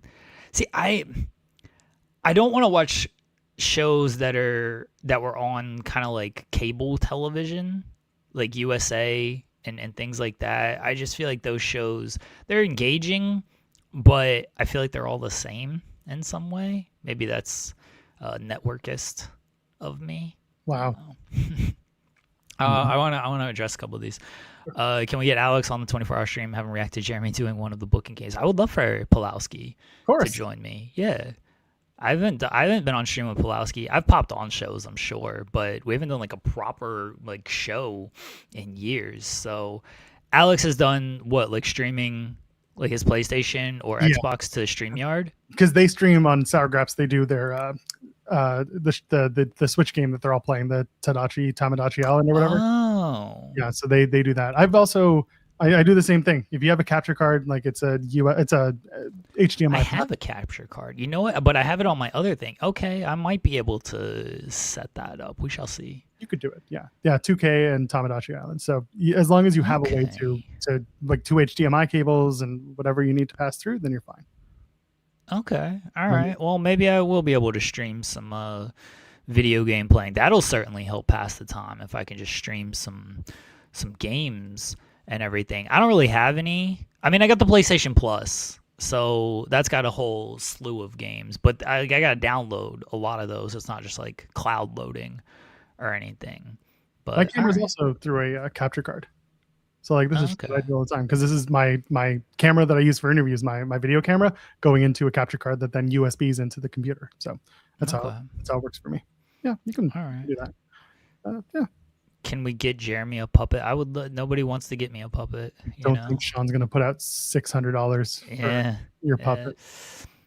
Yeah, I did Brooklyn Nine-Nine binge a couple years ago, so that would not be anything new. I'm set on the Batman and then Penguin. Is the Batman on streaming? I assume it is, right? Is that on? Penguin is on HBO Max, right? I assume the Batman's on HBO Max. If it's not on streaming, then we might have to have a different discussion here, because I'm not sure. I kind of need those to both be on streaming, because I don't have like a DVD. I mean, I do have a DVD player, but like I'm not gonna go buy this DVD. All right, Zeno R says yes. I don't know if I trust them, but on Max, okay. Yeah, okay, it's on HBO Max. Okay, I've seen Boardwalk Empire, Volub. I watched that as it aired live, or as it aired new. So I have seen Boardwalk Empire. I have not. It was good. Like somebody suggested someone suggested Game of Thrones, and I was like, yeah, I've already seen that. You should watch Hung. Hung? Oh, you remember that one? Yeah. I've watched a few episodes of that. It was a fun episode. It was fun series. There was another one. Bored to Death was another one that I liked. I watched a few of that, like Californication. Yeah, I watched a few. I watched that a little bit, but I never like went all the way through it. Yeah. Anyway. All right, you guys have thrown out some good stuff. I'll ask again after I finish the Penguin, though. All right, and then if it's good, you'll do it again, and if not, never listen to the chat. They suck. I think the Penguin is good though, because like I've seen like a lot of people say it's really good, and like I actually do want to watch that. Gossip Girl is extremely my shit. I've seen that though. I would actually not mind doing a rewatch of Gossip Girl, because that's very, very much my shit. Happy Endings is a hidden gem that more people should watch. A shock. You should watch Frasier. No. And like keep notes of the Frasierisms. No. I'm not watching like Frasier or Seinfeld. I refuse. Coward. Yeah. Righteous Gemstones was on my list, but my wife wanted to watch it with me, and so I'm gonna wait on her to allegedly watch it with me, because Yes. we'll talk about like watching these shows together, and then she'll just be like, yeah, I'm just gonna put on like Home Improvement and they just like shows we've seen a million times. Yeah. I'm just gonna put on Saved by the Bell, like, all right. Background fodder. Yeah, exactly, which I have no problem with. Like, that's completely fun. You got 1,400 episodes. Ohio Valley Wrestling. I heard 2002 was really the year that they peaked. Yeah. I love that. Anyway, I didn't like The Leftovers. I'm not watching that. Was there anything else from this NXT show that happened? Layla Diggs beats Grace. Where's my guy?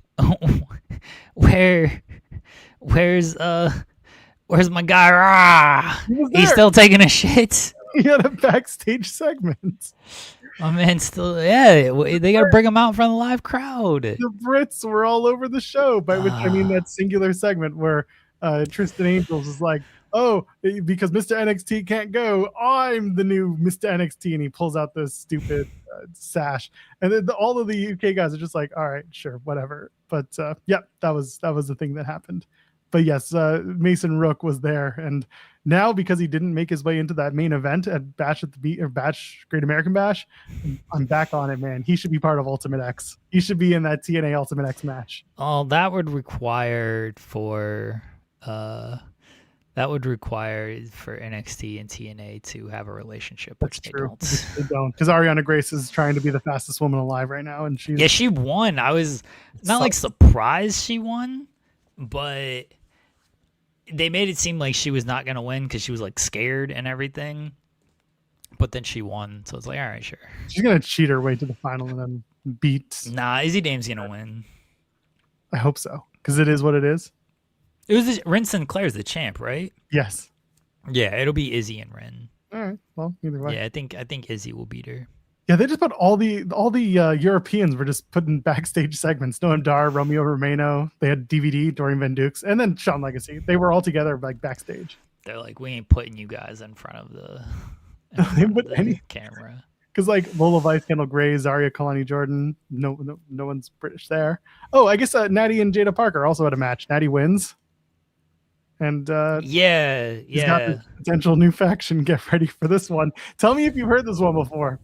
Natalya walks into a room, and flanked with her by her sides are Nikita Lyons and Carmen Petrovic. For this is for all you assholes who are like, where is Carmen Petrovic? Why isn't she on TV? Why can't I see Carmen Petrovic? Well, unfortunately, Nikita and Carmen were doing stuff on Evolve long enough that you guys willed this into existence. So now you get to see Nikita Lyons working with Natty. And for everyone who's like, well, why isn't Natty working more on main roster with this gimmick?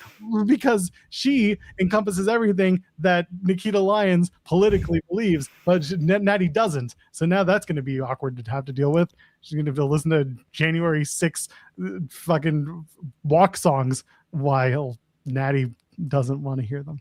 So enjoy. That's your new triumvirate. The three blondes.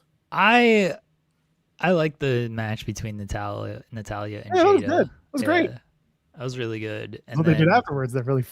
I don't mind this little group. No, you stop now. I like Carmen Petrovic. I don't have anything wrong with her. Oh yeah, no, she's great, and she also has the background to match Natty in this pseudo judo background. And Nikita Lyons is kind of a weird fit, but you know, we're giving you a shot, Nikki. Don't screw it up. Let's see how it goes with her. I know she's been working with Natalya at the dungeon, so we'll see how it goes. Natty's trying, man. Like, bless Natalya. She's always trying with these women. She got Maxine a little bit of television time, her and Becky, and then it went nowhere. And now Maxine is just like talking Austin Theory. That'll probably go nowhere. And now she's trying with Nikita and even Jada a little bit because, you know, she chose to work with Jada. And she's trying with Nikita and Carmen. And we'll see. We'll see where it goes. I don't always have a lot of hope with the Natalya the Natalia plan here, because WWE never seems really interested in doing anything with the Natalia plan. Boy, do they not. This is a very women-heavy episode of NXT, and I'm not against that. It was very good. American Cream, Buster Rhodes, Thicky the Wagon Steamboat, Thick Flair, Ugh. Big Papa Dump. That's Mason Rook.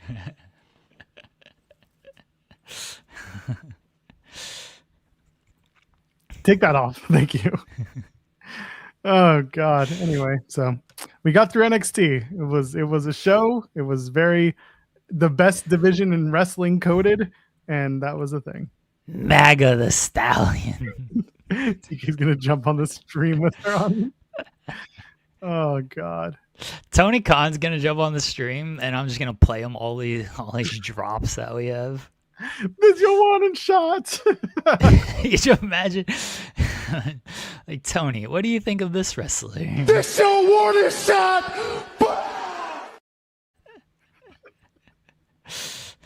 Our show is incredibly stupid. It's fantastic. Everyone out here trying to be all serious, hot take artists, and we're just like, Could nope. you imagine if I like cut Tony Khan off? He's going on about like how great Dynamite is, and I just go, Who the hell told you tonight was open mic night, bitch? No, you know exactly the one that would be perfect. Oh, that would be perfect. He just starts putting over every match that's going on. It's like, on AEW Collision tonight, you got the dogs taking on the Bang Bang Gang. And just that over and over again, and see if he plays it. I thought you were gonna do. He's gonna put everything over, and I just play. Big dick rider. No. What actually needs to happen? I'm like, Tony, what was going through your mind during this moment? No, I'm serious. I'm dead serious. The MVP of the NBA. Yeah, I'm not making this up. For AEW Rampage, ladies and gentlemen, the Greek Freak, Giannis Antetokounmpo. Has to happen. Has to happen. He hasn't been asked about this. There are so many questions about the lore. The man has gotten Time Cop over to wrestling fans. Like, every time there's a taped collision, he does the bit, and everyone's like, Time Cop! I'm like, oh my God. Tony, who's a better rapper? Max Caster or Nah.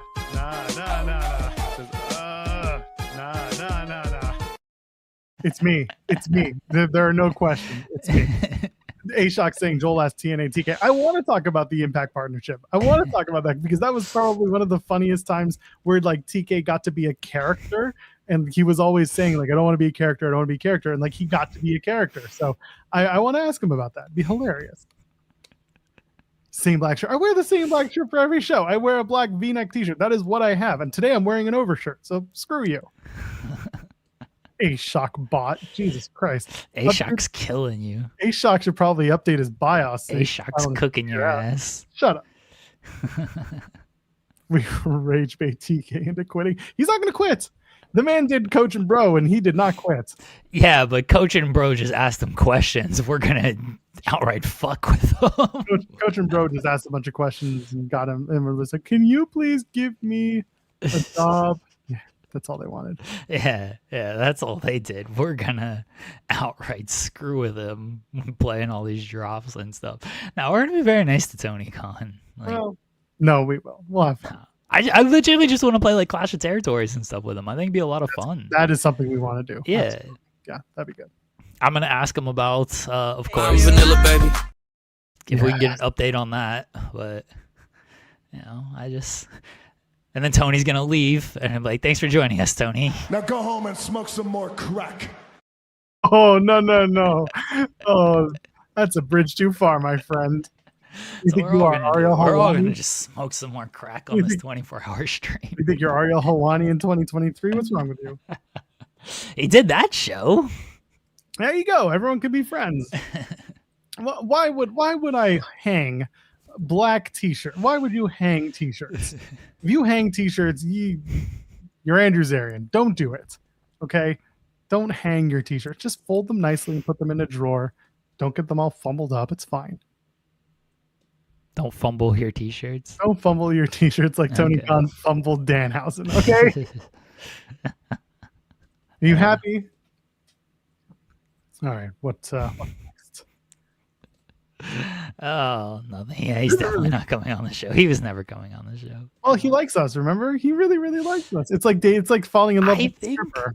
I think that, again, like the fact that we did a show on Thanksgiving, he was very impressed by that. We came to work on Thanksgiving. Yeah, I think that the fact that we've been doing a 24-hour stream for charity, he would appreciate that, and he might join us. He probably won't. There's like a 2% chance. I'll put it the milk I drink chance, 2%. Nice. The milk I drink. What if you drink skim? It's a 0%. I don't drink skim though, so I do. that's why I didn't use that reference, because I don't drink skim. No, Chad, I am not goth. If I were goth, I'd be much paler. Could you imagine if you were goth? Oh, I need goths starting a wrestling podcast. So What? the goth wrestling podcast. I saw you in the chat yesterday. What's the name of your podcast I thing? think I'm calling it the payoff. I The think. payoff? Why? I don't know, because every interview is technically a payoff to something. Is it? I don't know. Fuck you gonna do? What do you want to call it? No, I just saw it in the It's good chat, call. and I was Let me like, call it oh, that's different. Thought about calling it unedited. Unedited? Yeah. But then I you'd have to typically don't edit edit. it. I typically don't edit our But then you have conversations. to edit stuff. Oh, that's fair. Unfinished. This is something about progress. I don't know. I don't fucking know. Well, you We ain't doing pearls of don't own wisdom. that. We ain't doing pearls of wrestling. I think I'm going to keep it to something that's not Cowardly. just wrestling related too. If I want to start interviewing music, Clam Jam? What? shut up, Ryan. Because of Pearl Jam, Clam Jam. No. Go away. Ryan's hilarious. That's the problem. Oh, I don't know what it's going to be. I will. I'm still Clam figuring it out. I've been like torturing myself over the name of this stupid channel for Joel of Torture. House of Joel. House of Pod of Torture. Pot of Torture. That sounds like Talk is Jericho. I like Talking Jericho. Well, Way off me. Yeah. we're off. There you go. That's a Paul George joke. Yeah, we'll see what we do. Oh yes, Tatum Paxley returned. She is not leaving. She is. Did she really? I mean, no one Out of a thought she box. was leaving. She popped out of a box, Jeremy. That means that she's back. Oh, okay, Or she slept sure. in it. Or she slept in that box for several days. Yeah, Shock era and call it Fire in the Joel. Fire in the Joel's good. That's terrible. I love it. That's good. Oh, it's fine with Joel. I did think about calling it It's Fine, but I'm like, I want something that they don't have to just look for my name to find it. So here's the thing. I think about like Insight with Chris Van Vliet. Insight is just a simple name and it works. And I don't want Right. to do something like the same thing that Chris does. But the one thing that Chris opens himself up to by having just the show be called Insight is that you can do more than just wrestling content. I know he Right. does it because it's his bread and butter. He's found that niche. But for me, it's like, well, what if I decide to move on to music? What if I decide to move on to actors or other creative outposts? I don't know. I don't want it to just be wrestling. So I'm just kind of working on something. Okay. Yeah. No, I don't mind the payout. I just saw it in the chat yesterday, and I was like, wait, that's Joel's thing. And Yeah. I think it'll be the payoff. But you hadn't said anything about it before, so 'Cause- that's why 'cause it's I updated the name when I was still working on some stuff. But yeah, Pearl Essence. Pearlescence. Okay, I like that. Chris interviews comedians too. Okay, so it's great. I mean, About again, wrestling. about wrestling. Yeah, he wants to do stuff. I always think Van Vliet's his podcast is called Grateful because he always ends He his always shows does with like that. the 3 things you're grateful for. So I always think that's what it's called. Like that's fine. But it's not. Precisely Pearl. It's not bad actually. Precisely Pearl's pretty good actually. I've been also trying to not make it my name Inside Joel Pearl. inside Pearl Edition. Hi you with Joel Pearl. Right. And there are so many shows that I'm just like, no, this has been used. It's like you can't do like behind the curtain, you can't do behind the bell or beyond the bell. I mean, you It's like, can. you can, but I'd be It just stealing from other people. isn't very original. Yeah, and I'm looking for SEO driven ideas as well. So payoff was one. That makes sense. The payoff does exist in a podcast right now, but it's people talking about like it's one guy talking about old wrestling shows, and I'm like, okay. You're one guy talking about new wrestling shows. Well, I'm not gonna be, it's not gonna be this thing. I don't think I'm going to be doing content where I'm talking about wrestling because I've got this show, and the show is more than enough when it comes to like my opinions on things. I want to use this more as an interview platform, so hence calling it the payoff because I'm working on the payoff being I get to talk to a lot of these people and talk to these people. Sorry, wrestlers in cars smoking crack just pop. That's very good. If I could do like, I don't even think I want to do car interviews, but that'd be very funny. Not that it's smoking crack, but Just imagine they get in the car and be like, here, you gotta hit this right fast before we do this interview. no. We start the drive. We start the conversation. We go, bro, where are we going? This is a really like sketchy part of town. No, it's cool. It's cool. Don't worry. Call it Bound for Glory. And then you just talk about, their journeys and stuff, right? A lot of glory. It kind of works. I think. I don't want to make it TNA stuff. No, it doesn't. It's not TNA though. Bound for Glory is also an SEO, like it's dominated by TNA, unfortunately. Well, overtake them. This is stupid. Just talk about things that are stupid. I actually respect that. They had this great bit on Barry where these two killers who were not Fred. I think not Fred Armisen. Oh, what's his name?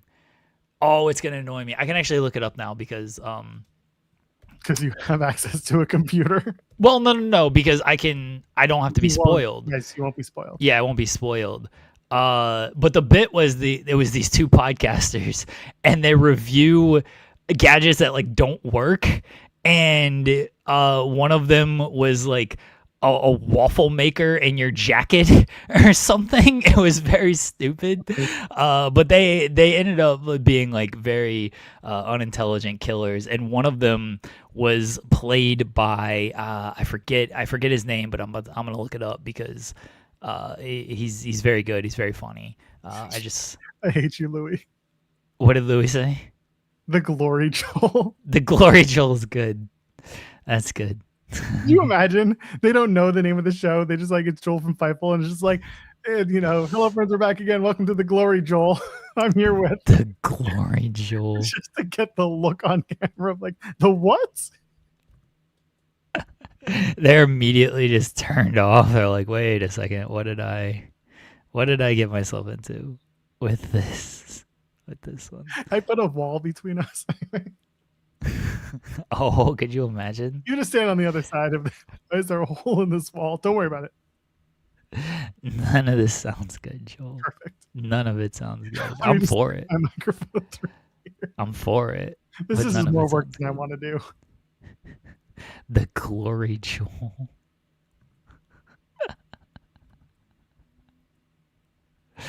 Okay, hold on. Sorry, I'm still looking for this. I can't find I forget the episode that it was of who was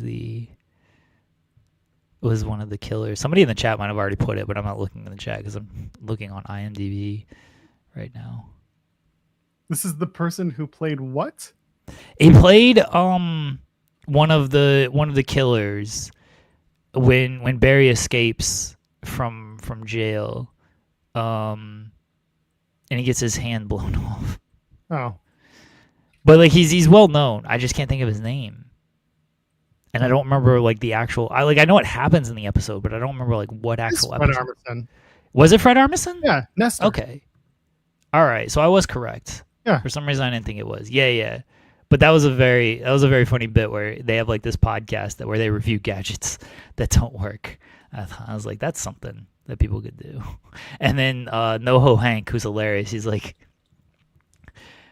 well, it needs to be in like a video so I can like see, how the gadgets don't work. Like it's just audio.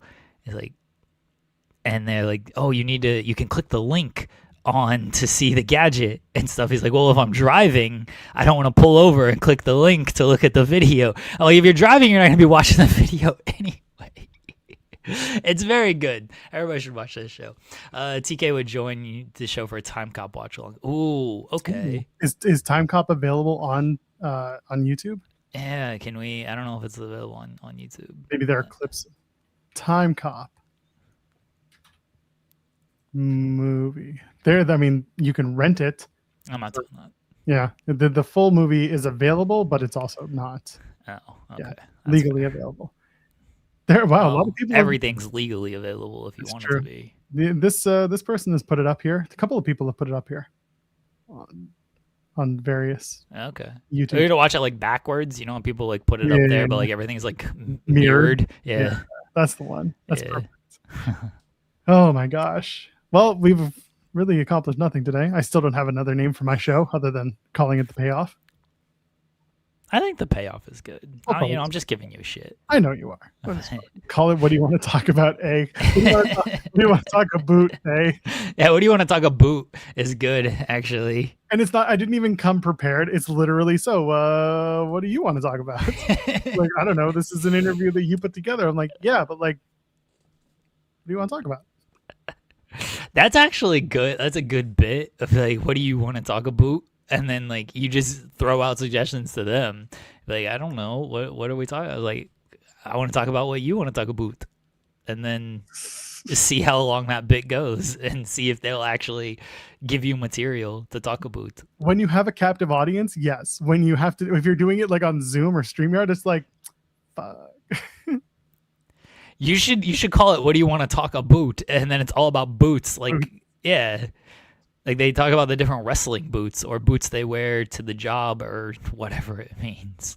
Why am I even doing this with Joel Pearl? Fair. It's something for money with Joel Pearl. The Glory Joel gimmick is really good. Yes. It's all terrible simultaneously.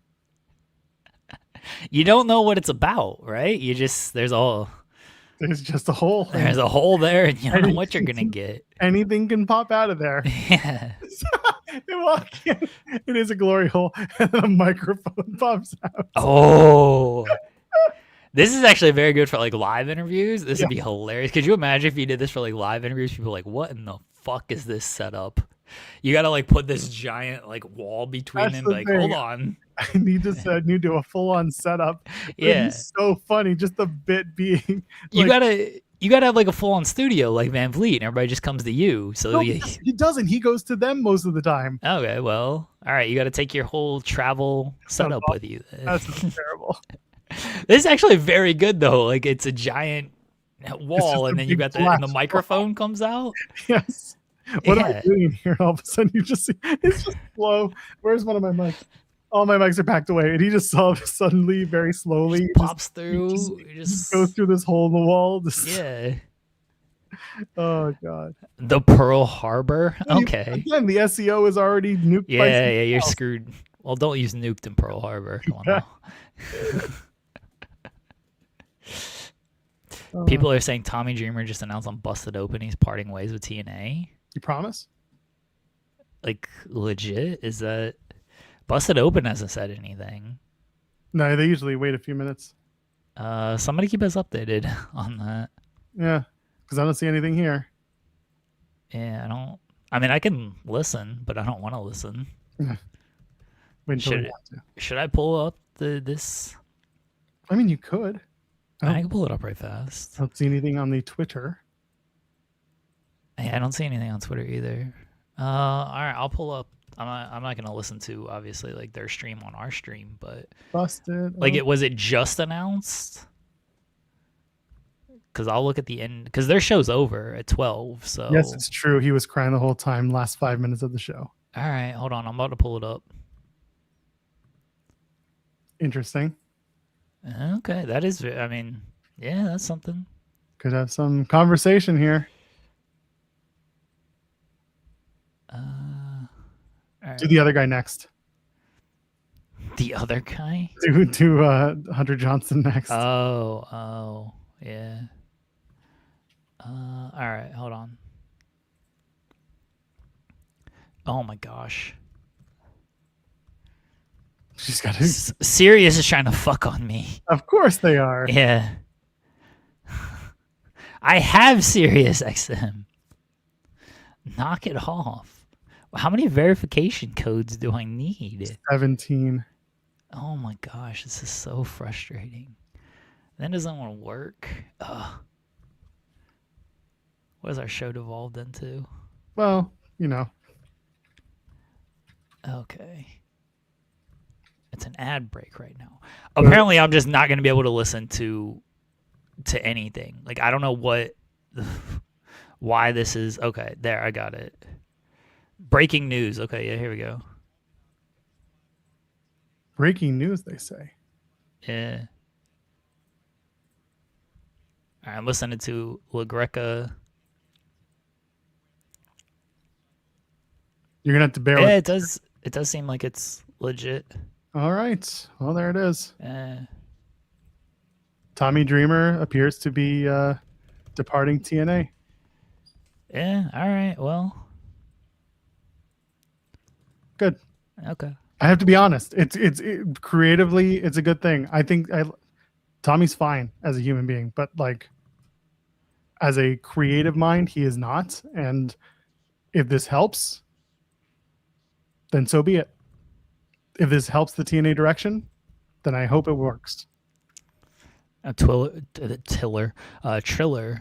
tweeted Triller? about it. Of all people? Triller? Triller? Triller apparently tweeted about it. All right, well, Let I'm me going to have work to do support. here. I'm already so far behind on work. So. Yeah. And Triller TV tweeted out, sending all our love and support to you, Tommy Dreamer, wishing you nothing the best on your next chapter. All right. There you go. So what am I putting out here? Tommy Dreamer is departing TNA. He said I caught a clip of it. He basically just said like he needs a break. Okay. I guess taking a break from TNA? Sure. I mean, I don't have exact wording, so Okay. Give me a I just heard him say like I need a break. Okay. So we'll get that off the air, but yeah, it's major news in terms of TNA and everything that's been going on. I got to update our poll of No, you this don't. a bigger No. loss for TNA? Absolutely not. AEW Dynamite tonight, live from the Smart Financial Center in Sugar Land, Texas. 8 p.m. Eastern on TBS and on Max, HBO Max if you've got it, or on my AEW platform, which I highly recommend because it is fantastic. Will Ospreay and Swerve Strickland will be face-to-face ahead of their Owen Hart tournament final at Forbidden Door. Yeah, it should be good. Oh, making sure. MJF and Mark Briscoe announced their Forbidden Door team, at which point they will also do a 12-man tag team match, Team MJF and Team Briscoe. Do they do the match first, or do they announce the teams first? I assume they announce the teams first, and then everybody's like, I hope they like bring them all out. One by one? Yeah, and they're like, next up is my pick, so-and-so, and then they come out, and then they're like, all right, well, we're all here. Let's do this match. You good? Yeah, I'm trying to word this tweet. Well, it's tough to word the tweet when you don't have the wording. Yeah, get the wording. And then Well, I'm doing this show. I assume that the 12-man tag will end with someone getting jumped out of the match that they just announced. And Yeah, that you've been on that, so yeah. I probably expect Yeah. that. And I assume the main event is going to be the women's Owen Hart tournament semi. I don't think that's going to be the main event. No, Mercedes and Hazuki. No. Do you think it's going to be Will Ospreay and Swerve Strickland's face-to-face segment? No, I think the main event will probably be set up like during the show. I hope during the Will Ospreay and Swerve Strickland segment, Swerve Strickland goes, This your warning shot! Yep, that's it. I honestly, I think maybe if it's a big angle, then the Team MJF, Team Briscoe stuff is. Yeah. If it's the angle you said that somebody gets taken out, then that could easily headline. They just beat the shit out of people. And what's the deal with this week's Collision? What's the deal with this week's Collision? What's the deal with Collision? They're taping both tonight. Oh, that sucks. Yeah. I thought, All it right, was, sure. I thought it was Houston. Well, they were promoting it as Houston, weren't they? I don't know. I don't check when they promote these things. Anyway, they're taping both tonight. Okay. So get ready for that. All right. Well, we did it. Let's cover our bases, shall we? What was your moment of Tuesday, Joel? The firing of Tessa Blanchard was my moment of Tuesday. It was, like I said, nothing of value lost, but there was enough history there to have made it a bigger deal. Unfortunately, they didn't. Tessa's going to go to Mexico, and she's going to continue to have the career that she wanted to have. So that was my moment. My moment of Tuesday was the opening segment on NXT where Lola was like, yeah, we get it. We're doing this tag team match. I love smart professional wrestlers. I appreciate them. Fair. Results of our poll question: biggest loss for TNA. I couldn't fit everybody. Just the people I could.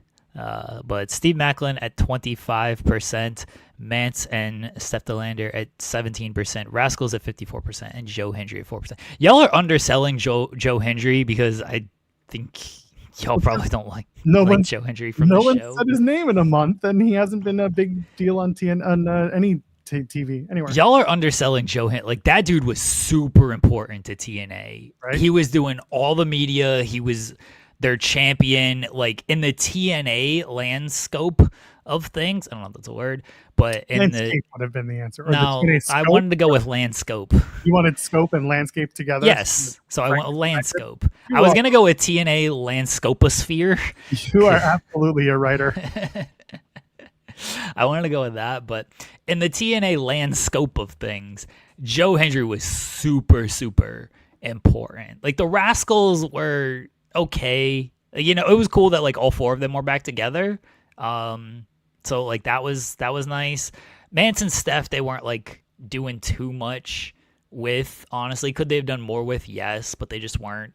Macklin, they didn't really have any plans for. We love Macklin, but like he wasn't being super used. Now, like, again, could they have done better with all these people? Yes. And would they have been more important? Yes. And maybe that's what you guys are thinking are why they're bigger losses, because they should have been treated better. I think you guys are totally underselling how big Joe Hendry was for that company. Anyway, you guys didn't vote for our poll question, so it doesn't matter. The Rascals was actually the top vote getter. That's surprising. I guess because they lost 2 people, technically 3, and then 1 signed right back. Yeah, and then they all went to AEW, well, and 3 of the 4 went to AEW, so maybe that's why. And again, it was like they just got like the reunion with the Rascals. Like, they just got all 3 of them back together. Myron wasn't. He was doing stuff with them, I think. But, they just gotten all 3 of them, and then they immediately kind of departed. So I get why that kind of seemed like. I just don't think they like had any big plans for the Rascals. Joe Hendry was the top guy in that company, doing a lot of work for that company. So yeah, I think y'all are underselling the Rascals here. Well, I'm not underselling anything else. Or sorry, underselling Joe Hendry. Y'all aren't underselling the Rascals. You guys voted for them as the top, even though I don't think that's true. All right. Well, that's it for us. What did we accomplish today, Joel? Tessa Blanchard left. Nothing changed. I have a podcast coming, so keep an eye out. What name will it be? Who knows? And NXT was full of women, and it was a good show because Booker T wasn't there. Oh my God, if Booker had been there for this week's show, shit, do you think they pulled him as a precaution because they knew it was going to be all women? No, they definitely didn't do that. They just gave him a week pulled off. them because of pulled them. Yeah, I don't know. Maybe he just had the week off. It's fine. All right. Biggest thing we accomplished today is I've found something new to watch, and we have more insight with Chris Van Vliet for our charity stream in a month. That's right. Maybe Chris Van Vliet would join us. Chris might. Yeah, he might. If not, then one of his doppelgangers. He's got a good relationship with Sean. He does. Yeah. We like him. I mean, listen, either him or John Alba or Andrew Zarian. John Alba's not a big deal. No, I'm saying they're all the same person, so we can probably get them all on the show. Yeah. Oh, imagine if we got them all on at once. Oh, no one's done that before. Yeah, that's actually a good bit if we can pull that off. Yeah, and we should get Shaquille O'Neal and Shaq Majori on the show. That would actually be amazing if we could That's get a moment. The actual Shaquille O'Neal and the actual Shaquille Majori. Yeah. All right, we're back tomorrow. It's going to be Jeremy and SB3 unless something changes between now and then. That's the one. Someone always shows up on this show. That's just what we do. That's what we do. Allegedly. leave a thumbs up on the way out, folks. Go enjoy your day. Get out of here. Have fun. Ladies and gentlemen, friends beyond the binary. We'll see you in the next one. Cheers.